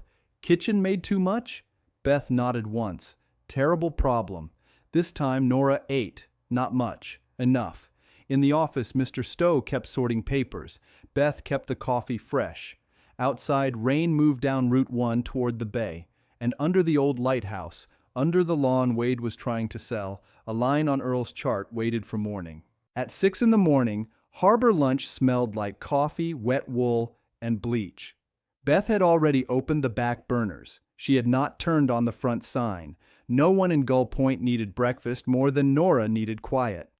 Nora woke in the booth with Earl's scarf bunched under her chin. For a second she did not know where she was. Then she saw the courthouse roof through the window and remembered the side letter. Friday. She sat up too fast. Beth looked over from the counter. "Easy." "What time?" 6:12. "Did I sleep?" "Some." Nora touched her braid. It had come loose on one side. "Where's Mr. Stowe?" "In the office. He never really left." Nora stood and walked back there in her socks. Mr. Stowe sat at Beth's desk with reading glasses low on his nose. The side letter lay beside the docket sheet. Beth's phone was plugged into a charger. The tin box sat under his chair now, not under the desk. He looked up. "Morning." "Is it?" "Legally." Nora looked at the papers. "Anything change?" "Yes." Her stomach dropped. "What?" He held up a new page. Wade filed a supplement at 5:41. How? E-filing. Beth came in behind Nora with a mug. Of course he did. Nora took the page. The title alone felt heavy. Emergency motion for immediate preservation sale. She read the first paragraph, then stopped. He says I removed estate property. Mister? Stowe nodded. The logbook. He doesn't know that. He knows something exists. Beth leaned against the door frame. Mason told him. Nora kept reading. He says I broke into the Lighthouse. You own the parcel, Mr. Stowe said. He says the estate still holds it pending correction. That is what he wants the judge to believe. Nora read one more line. Her voice went flat. He says I'm unstable. Beth took a step forward. Give me the page. Nora did not. No. Nora, I want to see it. There it was in clean legal language. Grief impaired, no financial means, susceptible to outside influence, in possession of unknown records of questionable origin. Nora folded the page once. Beth said, He's afraid. He sounds confident. Same thing, better shoes. Mr. Stowe opened the black logbook, but kept his hand over the first page. He's doing what rushed men do. He's asking for control before the facts get read. Nora looked at the closed tin box. Do we show the false bottom? No. Even if he calls me a thief? Especially then. Beth pointed at the side letter. We show that. Yes, and the recording. Yes. And Lila? Nora looked toward the back alley door. She won't come. The door opened before anyone answered. Lila stood there in the same coat from the night before. Her face looked tired and washed out. She held a paper cup in both hands like it was keeping her up. Beth stared at her. We're closed. I know. Nora said, What are you doing? Lila stepped in, then stopped. Wade knows. Mr. Stowe took off his glasses. About the side letter? About me taking it. Beth shut the office door behind Lila. How? He put a tracker in the glove box. Nora almost laughed, but there was no humor in it. On his own car? On the packet. Mr. Stowe said, Where is Wade now? Courthouse. Beth looked at the clock. It's 6:20. He's with Calder. Nora folded the supplement tighter. What does he want? Lila's mouth worked once before sound came out. He told me to sign an affidavit. Saying what? That you offered me money for the side letter? Nora went still. Beth said, Did you sign? No. Good. He said he'd call the bank. Mr. Stowe leaned back. That may already be done. Lila nodded. I know. Nora studied her cousin. She saw no apology there, not yet. Just fear with its coat on. What do you want, Lila? Lila set the cup on the desk. Her hand shook a little. I'll say where I got it. In court? If they ask. Beth crossed her arms. That's almost brave. It isn't, Lila said. I'm out of options. Nora liked that answer better than a speech. Then ride with us. Lila looked at her. With you? You brought the paper. You don't get to float around the edges now. Mr. Stowe nodded once. That is wise. Beth took the cup from the desk and sniffed it. Tea? Gas station. Beth threw it away. No. Lila blinked. What? You're not walking into court shaking on gas station tea. She left and came back with coffee in a lidded paper cup. She wrote Lila on the side with a black marker. Then she paused and added no sugar. Lila looked at it. How did you know? Beth said, I listen when people order. For the first time that morning, Nora breathed all the way in. At 7:30, they walked to the courthouse instead of driving. It was only 2 blocks from Harbor Lunch, past the pharmacy, past the hardware store where Nora had bought the bolt cutters, past the little bank with the brass night deposit slot. Gull Point was waking slowly. Pickup trucks hissed over wet pavement. A gull called from the cannery roof. Someone across Route 1 shoveled damp leaves from a storm drain. Nora carried the certified envelope under her arm. Mr. Stowe carried the tin box in an old canvas Coast Guard bag. Beth carried her phone in a folder with printed screenshots. Lila walked half a step behind them. At the courthouse steps, Lila stopped. Beth looked back. No vanishing. I'm not. Nora turned. Then move. Lila looked at the doors. He'll be inside. Yes. He'll look at me like I ruined everything. Nora said, you helped him start it. Lila took that. No argument. I know. Then come finish your part. They went in. The probate room was on the second floor. It had old wood benches, pale walls, and a table long enough for families to pretend they were civilized. Nora knew that table. Wade had laughed at it. Calder had slid papers across it. Earl's estate had been split there like a meal already eaten. Wade stood near the front with Calder and Mason Vale. Mason wore a navy suit today. No raincoat, no wet shoes. He looked less like a man from a storm and more like a man who expected buildings to move for him. Wade saw Lila first. His face changed. Not a lot. Enough. Lila's hand tightened around her coffee. Wade walked toward them. Calder caught his sleeve. Wade shook him off. Nora, Wade said. Beth stepped between them without making it dramatic. Morning. Wade ignored her. You don't want her here. Nora said, she came. She's confused. Lila said, no, I'm not. Wade looked at her. Don't do this. Her voice stayed small, but it held. You did. Calder moved in. This is not productive. Mr. Stowe set the canvas bag on the bench beside Nora. Then sit down. Mason smiled at him. Mr. Stowe, is it? Yes. I understand you were close to Earl. I knew him. That can cloud memory. Mr. Stowe looked at Mason for one plain second. So can money. Beth made a quiet sound into her coffee. The clerk opened the side door. Bell Estate matter. Everyone moved. Nora sat at the left table with Mr. Stowe. Beth sat behind her on the first bench. Lila sat beside Beth, not beside Wade. Wade noticed. So did the judge. Judge Ketter was small, gray-haired, and brisk. She wore no expression that gave anyone comfort. She looked over the file, then over the room. We are here on an emergency petition for temporary authority, she said. Mr. Calder, you filed a supplement this morning. Calder stood. Yes, Your Honor. Late? Yes, Your Honor. Necessary? Unfortunately. Judge Ketter looked at Nora. Miss Bell, are you represented? Nora stood. No, Your Honor. Mr. Stowe rose beside her. I am not counsel. I'm here as a records witness. The judge looked at him. Mr. Stowe, I know your name from the registry. Yes, Your Honor. Sit for now. They sat. Calder began cleanly. He had that lawyer gift of making pressure sound like care. The estate faces immediate risk, he said. The property at issue is not a residence, not an income asset, and not safely maintained. My client seeks temporary authority to preserve value and prevent further unauthorized removal of records. Judge Ketter said, Which records? Calder glanced at Wade. Nora saw it. Unknown records, Calder said. Possibly estate records. The judge wrote that down. Unknown. Yes. Beth whispered behind Nora, That's rich. Judge Ketter looked up. Beth went silent. Calder continued. Miss Bell has limited means. She entered the structure during severe weather. She has refused reasonable offers. She is now being influenced by persons with their own interest in the property.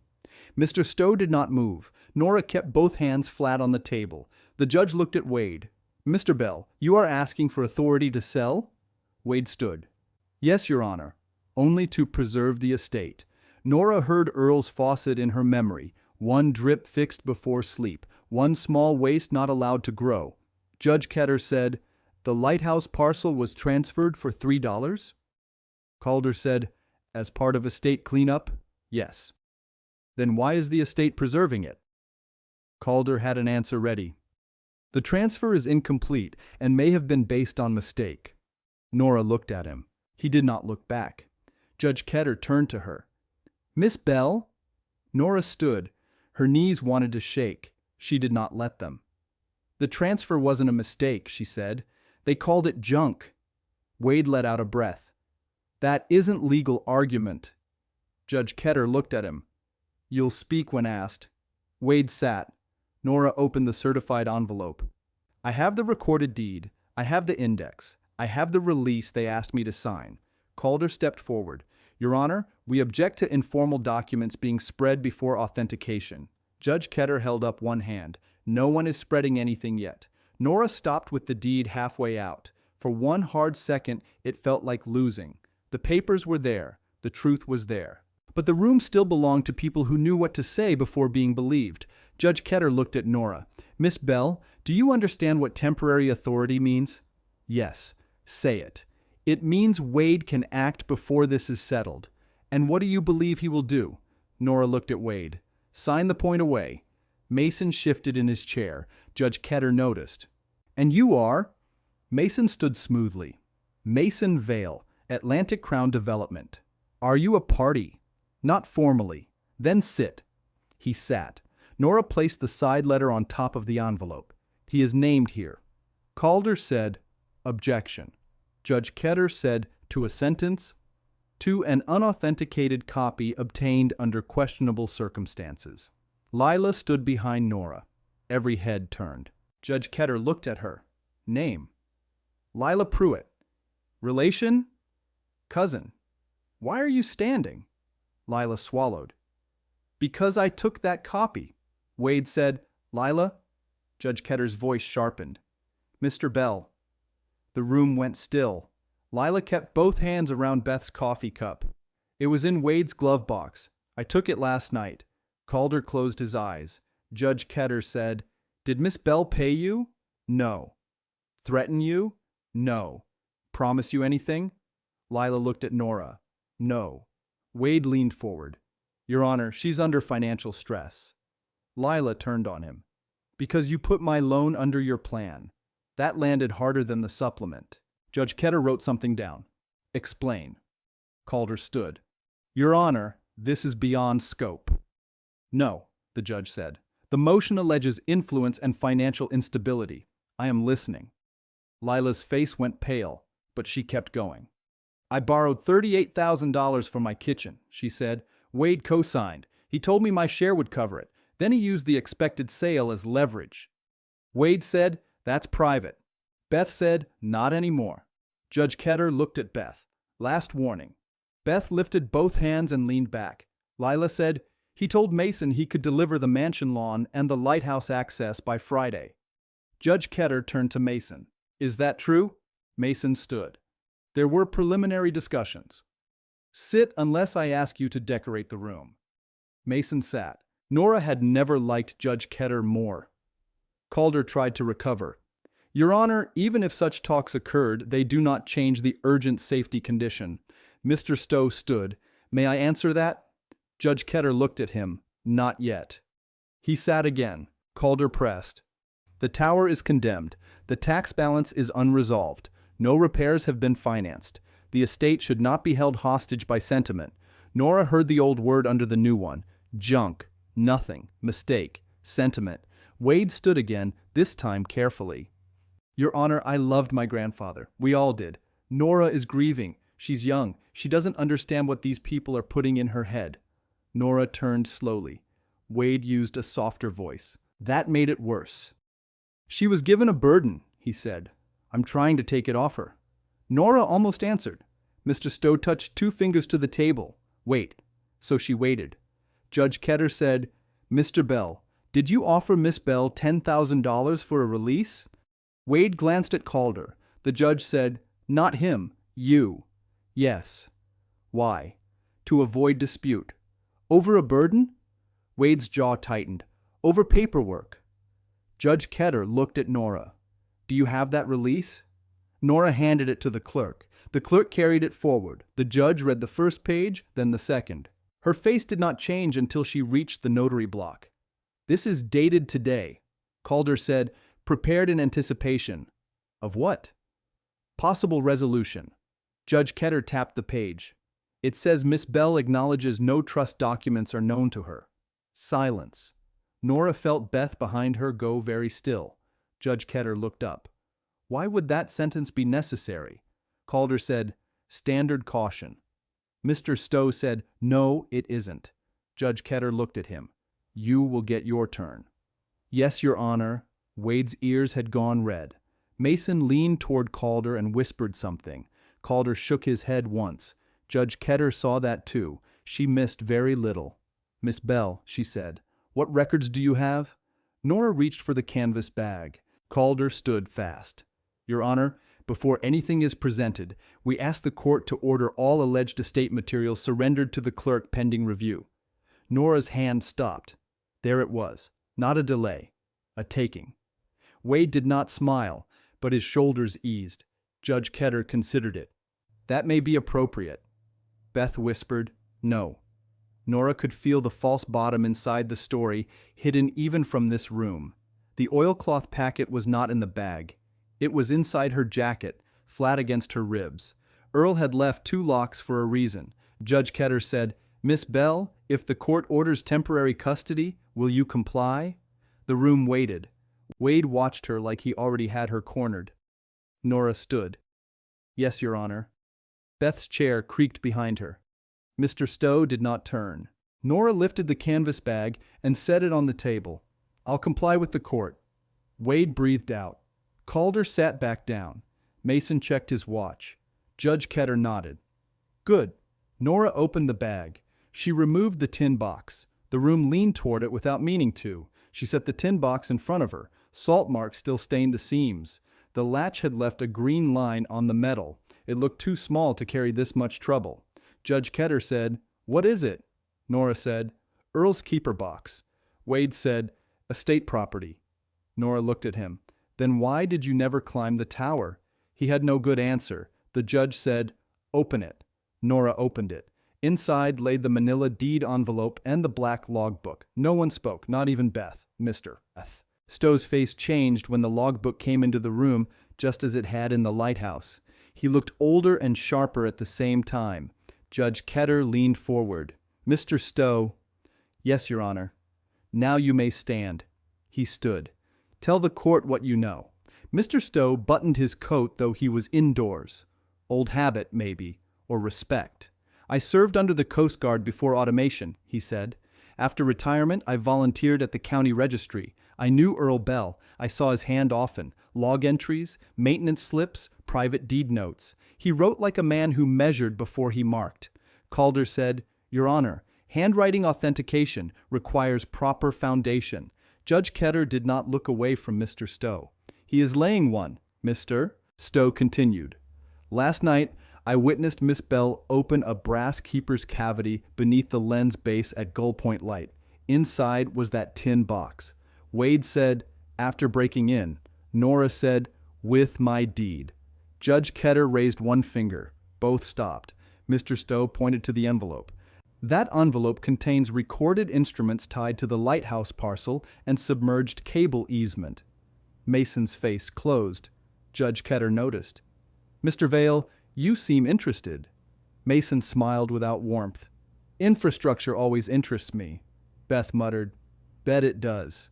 Judge Ketter did not warn her this time. Maybe she agreed. Mr. Stowe said, the logbook is the key item. Calder stood again. Your Honor, before the contents are read, I renew the request that the book be held by the clerk. There are chain of custody issues. Judge Ketter looked at Nora. Who has handled it? Nora answered, me, Mr. Stowe, Beth Costa. Anyone else? No. Wade said, she hid it from the family. Nora looked at him. Earl wrote my name on it. Judge Ketter's eyes moved to the black cover. Show me. Nora picked up the logbook. For a second, she was back in the lantern room. Rain at the glass, brass under her fingers. Earl's hand reaching through years with one plain instruction. She turned the cover toward the bench. For Nora Bell only. Judge Ketter read it. The room held its breath. Calder said, that phrase has no legal force. Mr. Stowe said, the first page might. Judge Ketter looked at him. Meaning? Mr. Stowe's voice stayed calm. It is notarized. Wade turned sharply toward Mason. Mason did not turn back. Nora saw it. So did Lila. Judge Ketter held out her hand. Bring me the book. Nora looked at Mr. Stowe. He gave one small nod. She walked to the clerk, not to the bench. The clerk took the logbook with both hands and carried it up. Wade's eyes stayed on the black cover. The judge opened it. Then she stopped. She did not read aloud. Not yet. She looked at Calder first, then at Wade, then at Nora. Everyone sit down, Judge Ketter said. Nora sat. Her heart beat hard, but her hands were steady on the table. The judge turned the logbook slightly toward the window light. Mr. Stowe, she said, come forward and be sworn. Mr. Stowe walked to the front without hurry. The clerk met him beside the bench and lifted the small card. Raise your right hand. He did. Do you swear the testimony you give is true? I do. State your name. Harlan Stowe. Spell it. He spelled it. Judge Ketter watched him over the top of the logbook. Mr. Stowe, you understand you are not here as Miss Bell's lawyer. Yes, Your Honor. You are here as a records witness. Yes. And as someone familiar with Earl Bell's handwriting. Yes. Calder rose. Your Honor, we maintain our objection. You may maintain it sitting down. Calder sat. Judge Ketter turned the first page back and forth, checking the paper, the notary seal, the date. Nora could not see the words from her chair. That was worse than seeing them. Wade could not see them either. That was the only mercy in the room. The judge said, Mr. Stowe, before I ask about the writing, tell me what you recognized when this book was opened. Mr. Stowe leaned forward, hands behind his back. The title block, he said. Earl used that block on private records. What block? Upper left corner. Parcel, trust, instrument. Judge Ketter read silently. It says Gull Point Light Trust. Yes, Your Honor. Wade stood. Trust? There's no trust in the estate file. Judge Ketter looked at him. Sit down. But that's impossible. It may be. Sit. Wade sat, but his chair leg scraped hard. Mr. Stowe said, it would not be in the estate file if it was already separate property. Mason Vale's hand moved to his phone. Beth saw it. No calls in court. The bailiff stepped closer to Mason. Mason put the phone face down. Judge Ketter said, Mr. Stowe, keep going. The notary was Alma Keene, he said. She worked out of the town office until 1996. Judge Ketter touched the page. You know that seal? I logged many of them. Can you identify Earl Bell's signature? Yes. Do you identify it here? Yes. Calder stood again. Your Honor, a volunteer's familiarity does not replace expert analysis. Judge Ketter looked at him for a long moment. Mr. Calder, you filed an emergency petition this morning based on safety, value, and alleged confusion. You brought a developer to my courtroom. You brought a release dated today. You asked for custody of records you called unknown. Now a record appears with a notary seal, a named trust, and your client's cousin saying she took a related side letter from his glove box. Calder did not answer. The judge said, I am going to hear it. He sat. Judge Ketter looked at Mr. Stowe. Read the first paragraph aloud. The room changed before he spoke, not loudly, just enough. Wade leaned back as if distance could help. Lila stopped breathing for 1 full second. Nora kept her palms on the table. Mr. Stowe picked up the logbook from the clerk. His thumb rested under the first page, careful with the old paper. Then he went quiet. Nora knew that silence. He had made the same silence in the tower when Earl's name first came out of the dark. Judge Ketter said, Mr. Stowe? He cleared his throat. Declaration of Keeper Trust, he read. Gull Point Light, Fog Bell Road, Gull Point, Maine.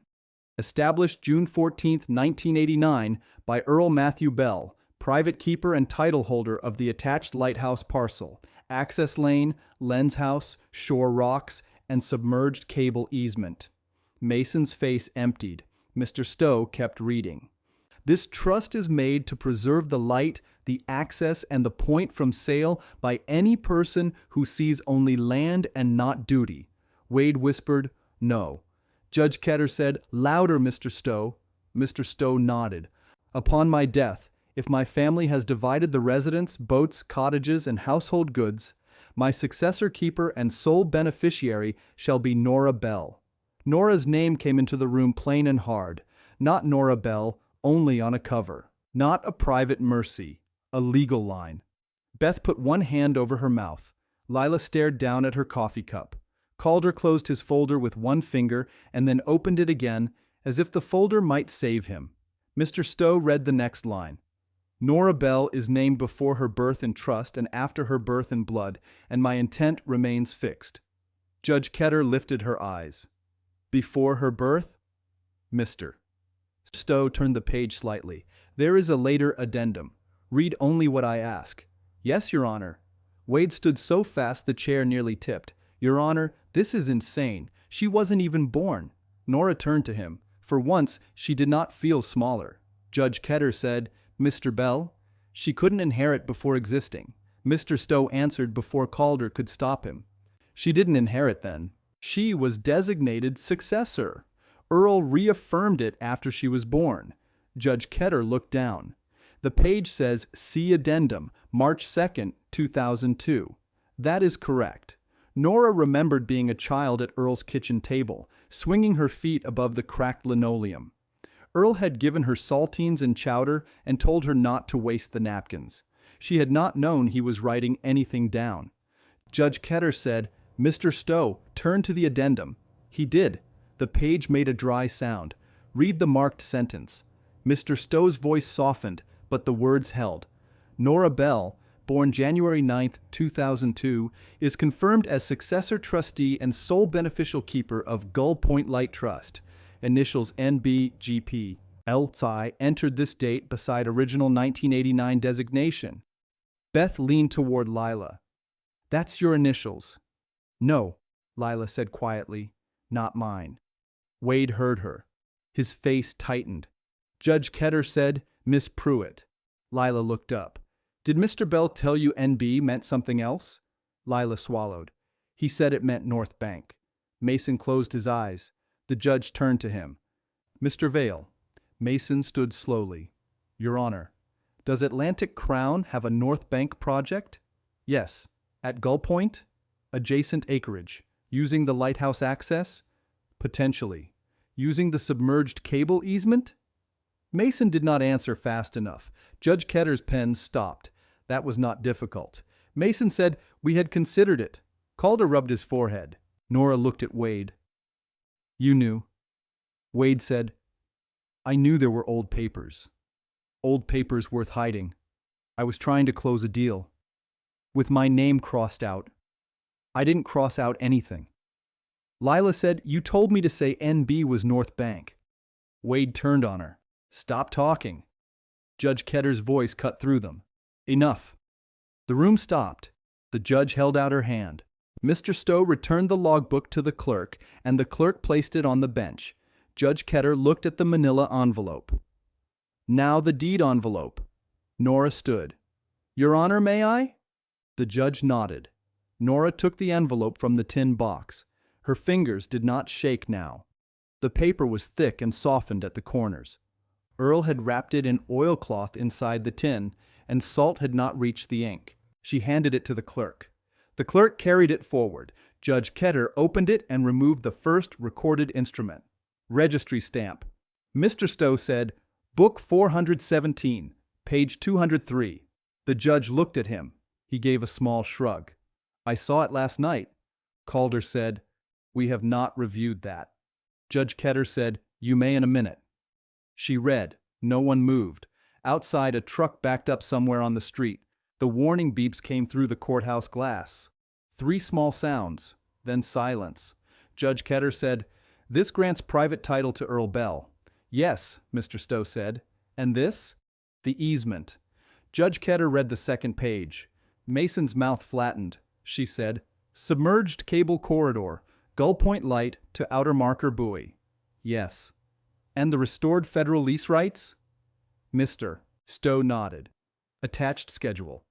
The judge found it. Nora had seen the number only once. Mr. Stowe had spoken it in harbor lunch before dawn with both hands around an untouched cup of coffee. It had sounded too large then. It sounded dangerous now. Judge Ketter read for herself first. Then she looked at Mr. Stowe. Say the valuation. Calder rose. Your Honor, valuation is beyond this witness. Mr. Stowe looked at him. It's in Atlantic Crown's own side letter. Beth pulled the screenshots from her folder. Printed. Judge Ketter said, Bring them. Beth stood and gave the folder to the clerk. She did it neatly. No muttering this time. The clerk carried the pages forward. Judge Ketter compared the printout with the side letter Nora had already submitted. Mason said, Those were preliminary estimates. The judge said, I didn't ask. Mr. Stowe turned toward the room. He did not raise his voice. The easement and restored federal lease rights are valued at $2,850,000. Nora heard a small sound behind her. Someone on the back bench had shifted. Maybe a clerk. Maybe a cousin who had come to watch. The number filled the old probate room without needing any help. $2,850,000. More than the mansion, more than the cottages, more than the boats Wade had already started naming as if paper made him king. Judge Ketter looked at Wade. $3 of bird mess and rust? Wade's face went pale. Nora had not known the judge had heard that line. Beth had. Beth's mouth moved in a silent, sharp little yes. Judge Ketter set the side letter on top of the deed envelope. Mr. Calder, did your client disclose these negotiations in his emergency petition? Calder stood. His voice had lost its shine. No, Your Honor. Did he disclose Atlantic Crown's valuation? No. Did he disclose the possible trust? He represented that no valid trust was known. Mr. Bell. Wade stood with both hands on the table. I didn't think it was valid. That is not what I asked. I didn't have the book. But you had a side letter. Wade said nothing. You had a developer. Nothing. You had a release asking Miss Bell to swear no trust documents were known. Wade looked at Nora then. There was blame in it. Still, that was the part Nora understood at last. He did not feel caught because he had lied. He felt cheated because the lie had failed. Judge Ketter turned to Mason. Mr. Vale, did your company prepare an agreement conditioned on obtaining both the mansion lawn and lighthouse access? Mason said, Our counsel prepared drafts. Were those drafts tied to a Friday deadline? Yes. Why Friday? Mason glanced at Calder. Judge Ketter said, You keep looking at lawyers before answering simple questions. Mason exhaled. The interconnection application window closes Friday at 5. Mr. Stowe nodded once. There it is. Judge Ketter looked at him. Explain. The offshore energy line needs a legal landing point, he said. Not a pretty lawn, not a porch. The cable has to come ashore under the point. Nora heard Earl again. A light is only worthless to people already looking the wrong way. The value was not in the tower. It was under the water. Wade had wanted the mansion because he could see it. Mason had wanted the lighthouse because he knew where not to look. Judge Ketter sat back. Miss Bell, she said. Nora stood. Did you understand the easement's value when you accepted the $3 transfer? No, Your Honor. Did anyone explain it? No. Did Mr. Bell? No. Did Mr. Calder? Calder looked down. Nora said, No. Did you remove records from the lighthouse after becoming deed holder? Yes. Why? Because Wade wanted the key. Wade said, I wanted access for safety. Nora looked at him. You wanted the box. Judge Ketter said, Miss Bell, do you have anything else from that cavity? The oilcloth packet under Nora's jacket seemed to warm against her ribs. This was the false bottom Earl had left her. The tin box had given them enough to prove the trust existed. But the last packet was not for Wade's hands, not while the room still moved around him. Nora looked at the judge. Yes. Beth's head snapped toward her. Mr. Stowe went very still. Calder stood. Your Honor. Judge Ketter held up one hand. Miss Bell, what is it? A sealed packet. Where is it? Nora touched the inside of her jacket. Wade stared. You said you complied, he said. Nora looked at him. I did. Judge Ketter watched her carefully. Explain. You asked if I'd comply with court custody. I said yes. I put the tin box on the table. This packet wasn't in the tin box. Calder said, that is gamesmanship. Mr. Stowe said, no, that's Earl. The judge turned to him. Mr. Stowe said, keeper boxes often had two compartments, one visible, one private. Earl would not leave the final proof where a thief could grab it. Wade said, you're calling me a thief now? Lila answered before anyone else could. You took her release to the bank. The room turned. Wade's mouth opened, then closed. Judge Ketter said, Miss Pruitt. Lila stood. Her hands shook now, but she did not sit. This morning, she said. Before court, Wade stopped at First Harbor Bank. Calder whispered, Lila, stop. Judge Ketter looked at him. Do not advise a witness from counsel table. Lila kept going. He had the unsigned release. He asked if a wire could clear by noon if Nora signed. Wade said, "That's normal." You said once she signed, Mason would move the first 100,000. Mason stood. Your Honor, I object to this characterization. Judge Ketter said, "You are not counsel." Mason sat again. Lila's eyes filled, but she stayed with it. He said after that, nobody would care what was in the tower. Nora took out the oilcloth packet. It was flat, tied with a faded white string. On the front, Earl had written one line. If they make her prove it twice. Judge Ketter read it from the bench. For the first time all morning, her face changed. Not much. Enough. Bring it here, she said. Nora carried it to the clerk. The walk felt longer than the 2 blocks from Harbor Lunch. Every shoe sound seemed separate. She gave the packet to the clerk and went back to her table. Judge Ketter untied the string herself. Inside was one folded sheet, a small survey map, and a carbon copy of a letter. The judge unfolded the sheet. She read the top.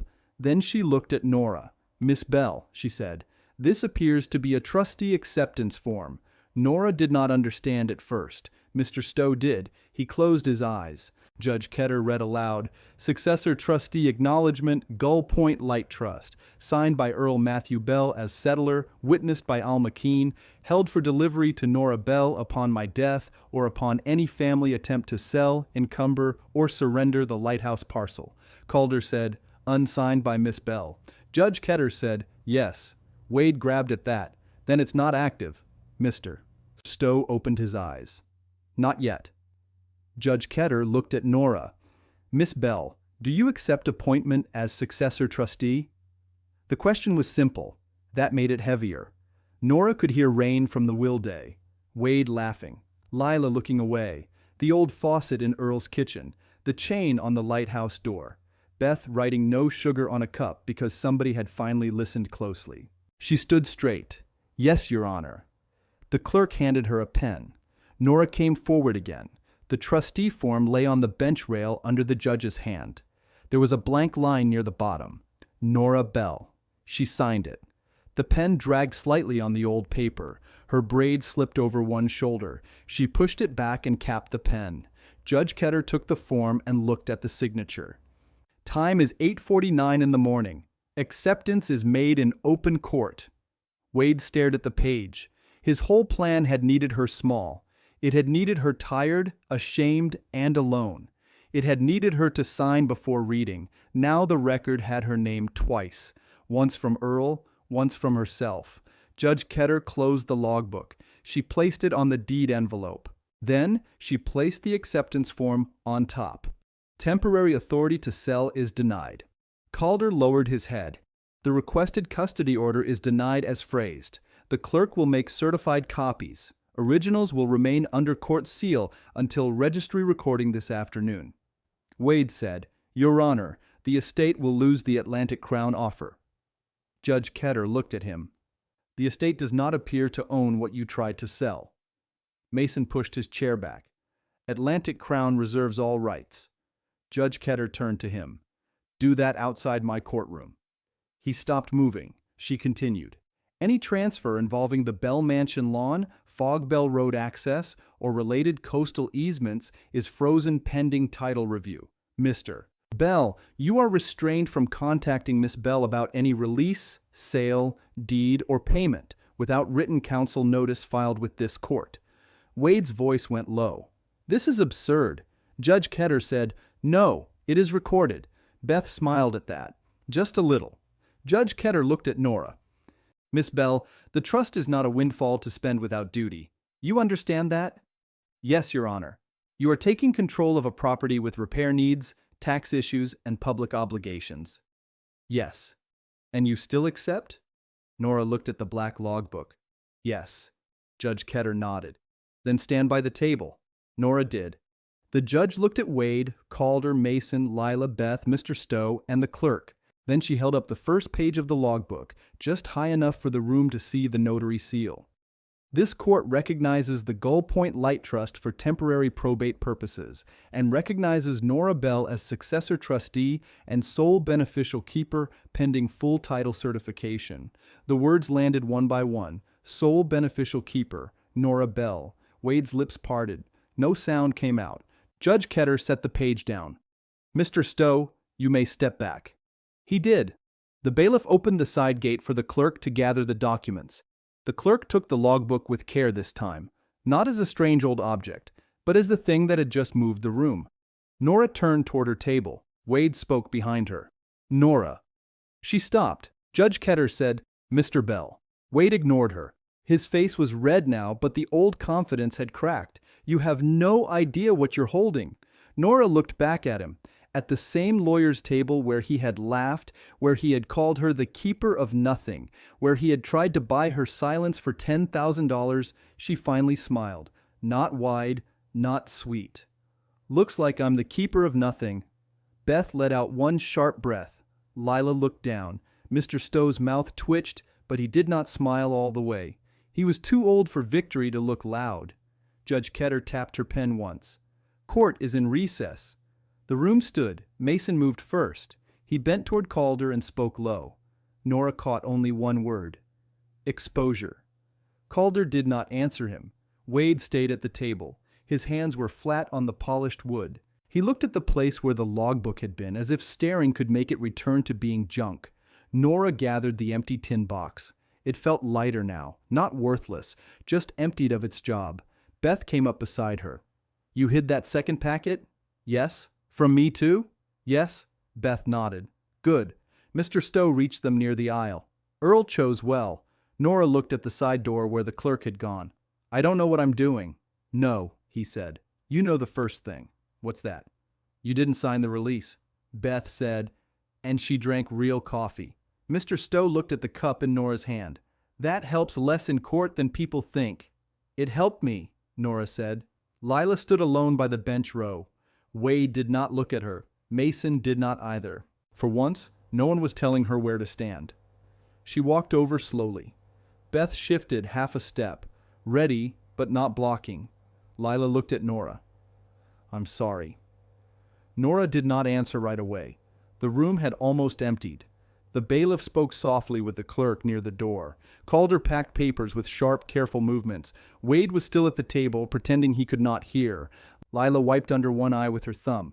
"I helped him." "Yes," Nora said. "I liked the kitchen money." "Yes." "I thought you'd fold." Nora looked at her. "You counted on it." Lila nodded. "I did." Beth's jaw tightened, but she stayed quiet. Lila said, "The bank thing is true. I'll sign a statement." Nora watched her cousin's face. This was not forgiveness yet. It was not family fixed by one morning and one scared confession. Nora did not believe in that kind of repair anymore. "Sign it today," Nora said. "I will. And don't ask me to save your loan." Lila flinched. Then she nodded.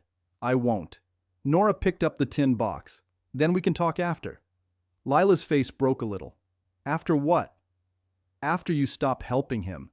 That was all Nora gave her. It was enough to make Lila step back and breathe. Wade finally turned. "You're unbelievable." Nora looked at him once. "No," she said. "Just finished." Beth touched Nora's elbow.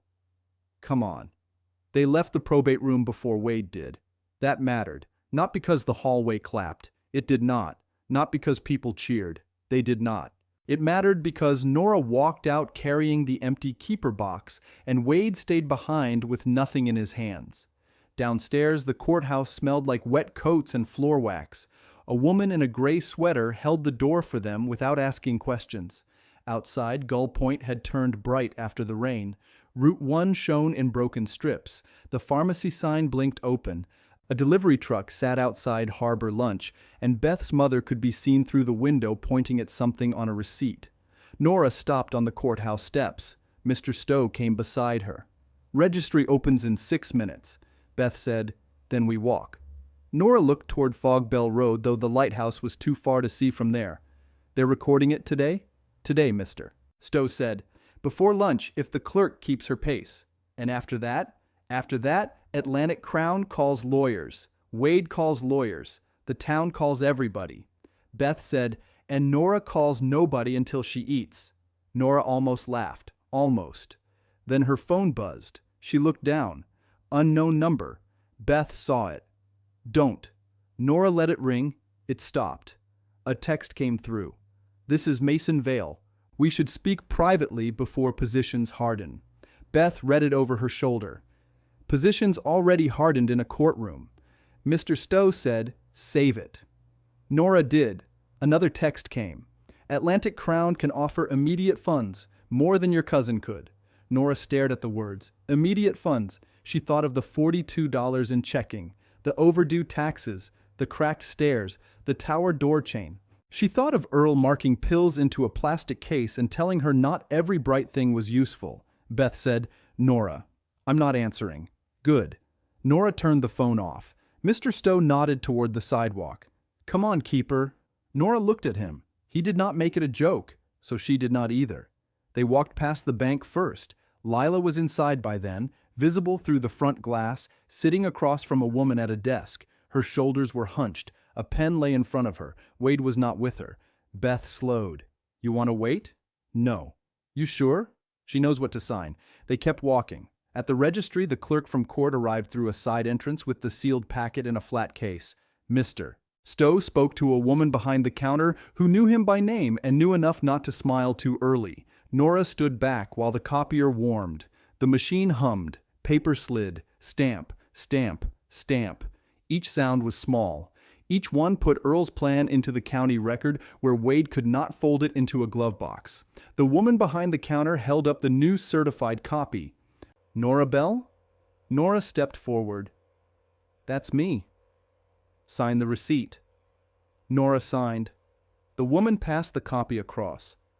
Trust recording fee is $86. Nora's stomach sank. Beth reached into her folder and pulled out cash before Nora could speak. 4 20s, 1 5, 1 single. Nora looked at her. Beth said, don't start. I can pay you back. You will. Mr. Stowe added $1 from his coat pocket. That makes 87. Beth looked at him. He said, county keeps $1 for copies. The clerk nodded. It does. Nora took the certified copy with both hands.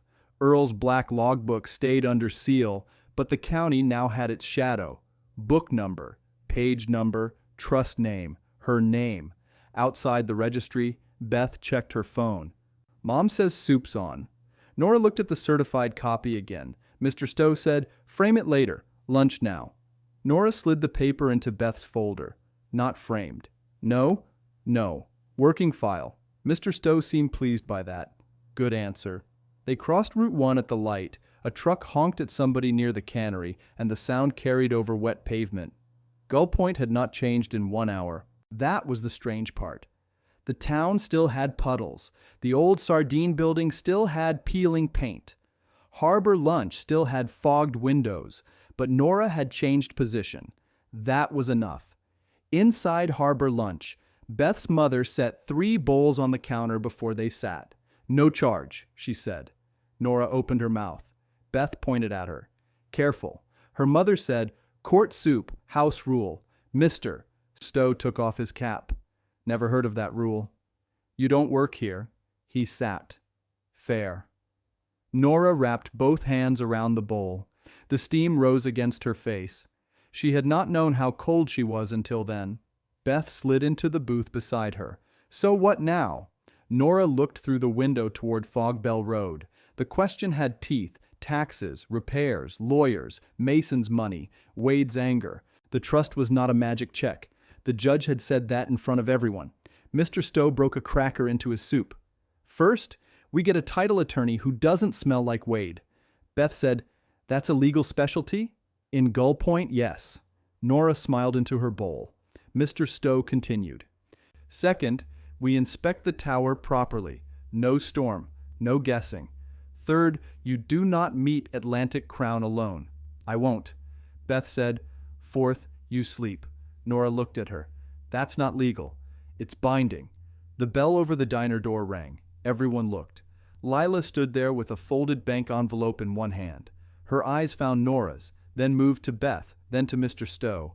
Beth's voice went flat. What? Lila walked to the booth. She did not sit. I signed the statement, she said. She put the envelope on the table. Nora did not touch it yet. Lila said, I also told the bank to remove Wade as my contact. They said it'll take paperwork. Beth said, everything takes paperwork. Lila nodded. I know. Nora looked at the envelope. Why bring it here? Because if I gave it to Wade's lawyer, it would disappear. Mr. Stowe pushed the envelope toward Nora with one finger. Then it came to the right table. Lila's hand hovered near the back of the booth. She wanted to hold on to something. Nora saw it and did not offer comfort she did not mean. Lila said, I'm going home. Beth asked, Which home? Lila's mouth tightened. The one with the kitchen I can't afford. No one laughed.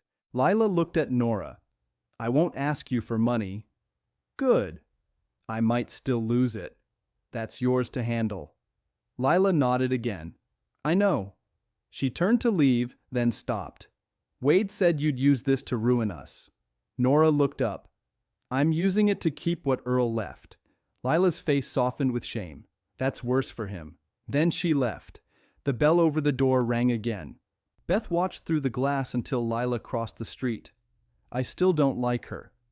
Nora opened the bank envelope. Inside was a 2-page handwritten statement and a copy of a deposit slip. The first line was simple. I, Lila Pruitt, state that Wade Bell told me to say NB meant North Bank. Nora read it once and put it back. Mr. Stowe said, that sentence is worth more than lunch.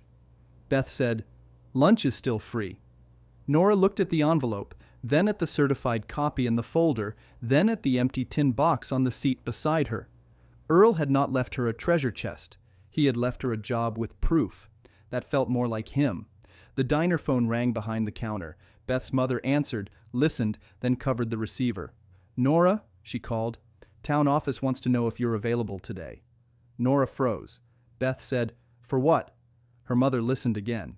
Emergency select board meeting, 4 o'clock, Gull Point light access. Mr. Stowe set down his spoon. Beth looked at Nora. That was fast. Nora turned toward the window again. Fogbell Road waited beyond the pharmacy, the bank, the cannery, and the bend where the town thinned out toward the water. The lighthouse was still condemned. The taxes were still due. Mason Vale still wanted the cable. Wade still wanted to make her pay for standing up. Nora picked up Earl's empty tin box. Tell them yes, she said. Beth's mother spoke into the phone. She'll be there. Mr. Stowe wiped his hands on a napkin and stood. Nora looked at him. Where are you going? To get my old inspection forms. Now? He put on his cap. 4 o'clock comes fast in a small town. Beth slid out of the booth too. I'll print the screenshots again. Nora stood last. For a moment, the soup sat untouched behind her, steam fading in the bowl. Then Beth wrapped it in a paper cup and shoved it into Nora's hand. Walking soup, she said. Nora took it. Outside, the wind had shifted off Penobscot Bay. It smelled of salt, wet rope, and diesel from the cannery trucks. Nora pulled Earl's rust-red scarf tighter at her neck and stepped back onto Route 1 with the trust papers under one arm. This time, nobody laughed when she crossed the street. The town office sat 2 blocks past the bank, a squat brick building with a flag out front that never quite finished snapping in the wind. Nora climbed the steps at 10 to 4. Beth carried a folder of screenshots under one arm. Mr. Stowe carried a canvas sack of old forms, soft at the corners from 40 years of handling. Inside, the select boardroom smelled like coffee left too long on a burner. 5 folding tables made a horseshoe. A woman with silver glasses sat at the center one, a nameplate reading Ruth DeVoe, chair. Miss Bell, Ruth said, thank you for coming on short notice. Thank you for calling, Nora said. Ruth tapped a folder in front of her. We got word this morning that Gull Point Light changed hands in probate. We need to know who to talk to about the access road and the Fogbell easement. That's me, Nora said. For now, the court says me. A man near the end of the table cleared his throat. There's also the matter of the town's cable right-of-way. We've had inquiries.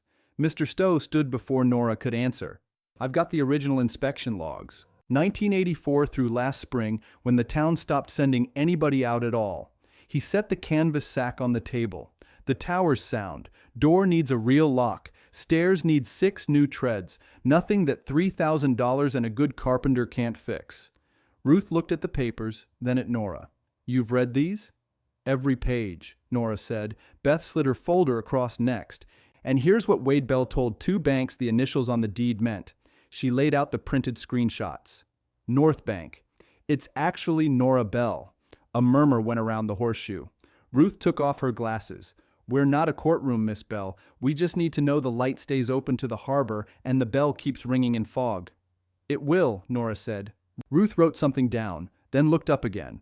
There's one more thing. She glanced at the clerk beside her. We had a call an hour ago from a law office representing Atlantic Crown Development. Nora's stomach tightened. What did they say? They withdrew their letter of interest, Ruth said. Effective immediately. Cited title complications. Beth exhaled. Good. There's also this, Ruth added, sliding a single page toward the clerk. Wade Bell's counsel filed to withdraw from representation this afternoon. Mr. Stowe folded his arms. Calder knows when a ship's taking water. Nobody at the table smiled about it. Ruth just made a note and moved to the next line on her agenda, because towns keep meeting whether or not anyone's pride survives the hour. Last item, Ruth said. Notice procedure. She looked at the clerk. Doreen, read what you drafted. The clerk, a woman Nora didn't know, stood with a single typed sheet. Effective today, any estate involving a named trust beneficiary on town-adjacent property gets direct written notice from the registry, not routed through estate council only. She looked up. We're calling it the Bell provision, unless the board wants another name. Ruth looked around the table. Nobody objected. There's a boathouse on Hutchins Cove in a similar spot, Doreen added. Old Mrs. Hutchins passed last winter. Her grandniece is listed as trustee in a will nobody's opened yet. This would mean she hears from us directly instead of from whoever gets to the courthouse first. Ruth nodded once. Add it to the code. Section 9. Access and notice. Beth leaned toward Nora and said quietly, That's for the next girl who almost doesn't find out in time. Nora didn't answer. She just watched the clerk initial the page and slide it into a binder that would outlast all of them. The meeting broke a few minutes later. Chairs scraped. Ruth shook Nora's hand and said the Harbor Commission would send someone out to look at the fog bell wiring before winter. Outside, the sky had gone the color of a bruise healing, purple sliding into gray gold near the water. Beth zipped her jacket. You want to walk out to the point? Yes, Nora said. They passed the diner, dark now. A handwritten close sign hung crooked in the door. They passed the bank, lights off, Lila's car gone from the lot. Nora noticed her own relief at not needing to decide anything about that tonight. At the turn onto Fog Bell Road, an old truck idled at the shoulder. The window came down. It was Ellis Ward, who ran the hardware store where Nora had bought the bolt cutters weeks back. Heard about court, he said. Congratulations, I guess, though that don't feel like the right word. It isn't, Nora said, but thank you. He held something out the window. An envelope, unsealed, a few bills folded inside, $63, covers what I owed your grandfather on an old account, never got around to squaring it while he was alive. Nora took it, confused. I didn't know about any account. He wouldn't have told you, Ellis said. That was Earl, never collected on anybody who was already struggling. He put the truck in gear. Figured it belongs to you now. He drove off before she could argue. Beth watched the taillights shrink. Take it, she said. Don't make it complicated. Nora looked at the bills. $63, folded soft from years in a drawer somewhere. She thought about the electric notice she'd seen taped to Mrs. Purdy's door on Harbor Street last winter, the older woman who used to babysit half the town and now lived alone past the cannery. I know where this goes, Nora said. Beth raised an eyebrow. Yeah? Mrs. Purdy's behind on her power bill. I saw the shutoff notice. How much? I don't know yet, but I've got $63 that isn't mine to keep. Beth smiled, small and real. Earl would like that math. They kept walking. Fog Bell Road narrowed, gravel crunching, gulls settling for the night on the rocks below. The lighthouse came into view the way it always did, sudden, taller than the trees around it, granite going dark at the base and catching the last light at the top. A ladder stood against the keeper's door. A man in a paint-spattered jacket was up on it, brush in hand, finishing gold letters above the frame. Nora stopped walking. Earl Bell, Memorial Room. "Who ordered this?" she asked. Mr. Stowe, who'd caught up behind them with his canvas sack, answered, "I did, this morning. Figured the court would rule the way it ruled." "That's presumptuous," Nora said. "That's confidence," he said. "There's a difference." The painter climbed down, wiped his brush, and left without much fuss. Beth walked ahead and pushed the newly unlocked door open. Someone, maybe Stowe, had already run a cord up the tower and set 2 lamps inside the base room, warm and yellow against the granite walls. Nora stepped inside. The tin box sat on the old keeper's desk, where she'd left it that morning, empty now, waiting for whatever came next to fill it. "It was never really about the money," she said, mostly to herself. Beth heard anyway. "No," she said, "it was about somebody remembering your name when nobody else would." Nora set Ellis's envelope inside the tin box, on top of the old logbook's empty spot, a placeholder for tomorrow's trip to Mrs. Purdy's door. Outside, the last gray light slid off the water. Inside, the 2 lamps stayed on, steady, warm against the granite. The tower held its light through the first true dark of the night. Down in the harbor, someone finally noticed and didn't look away.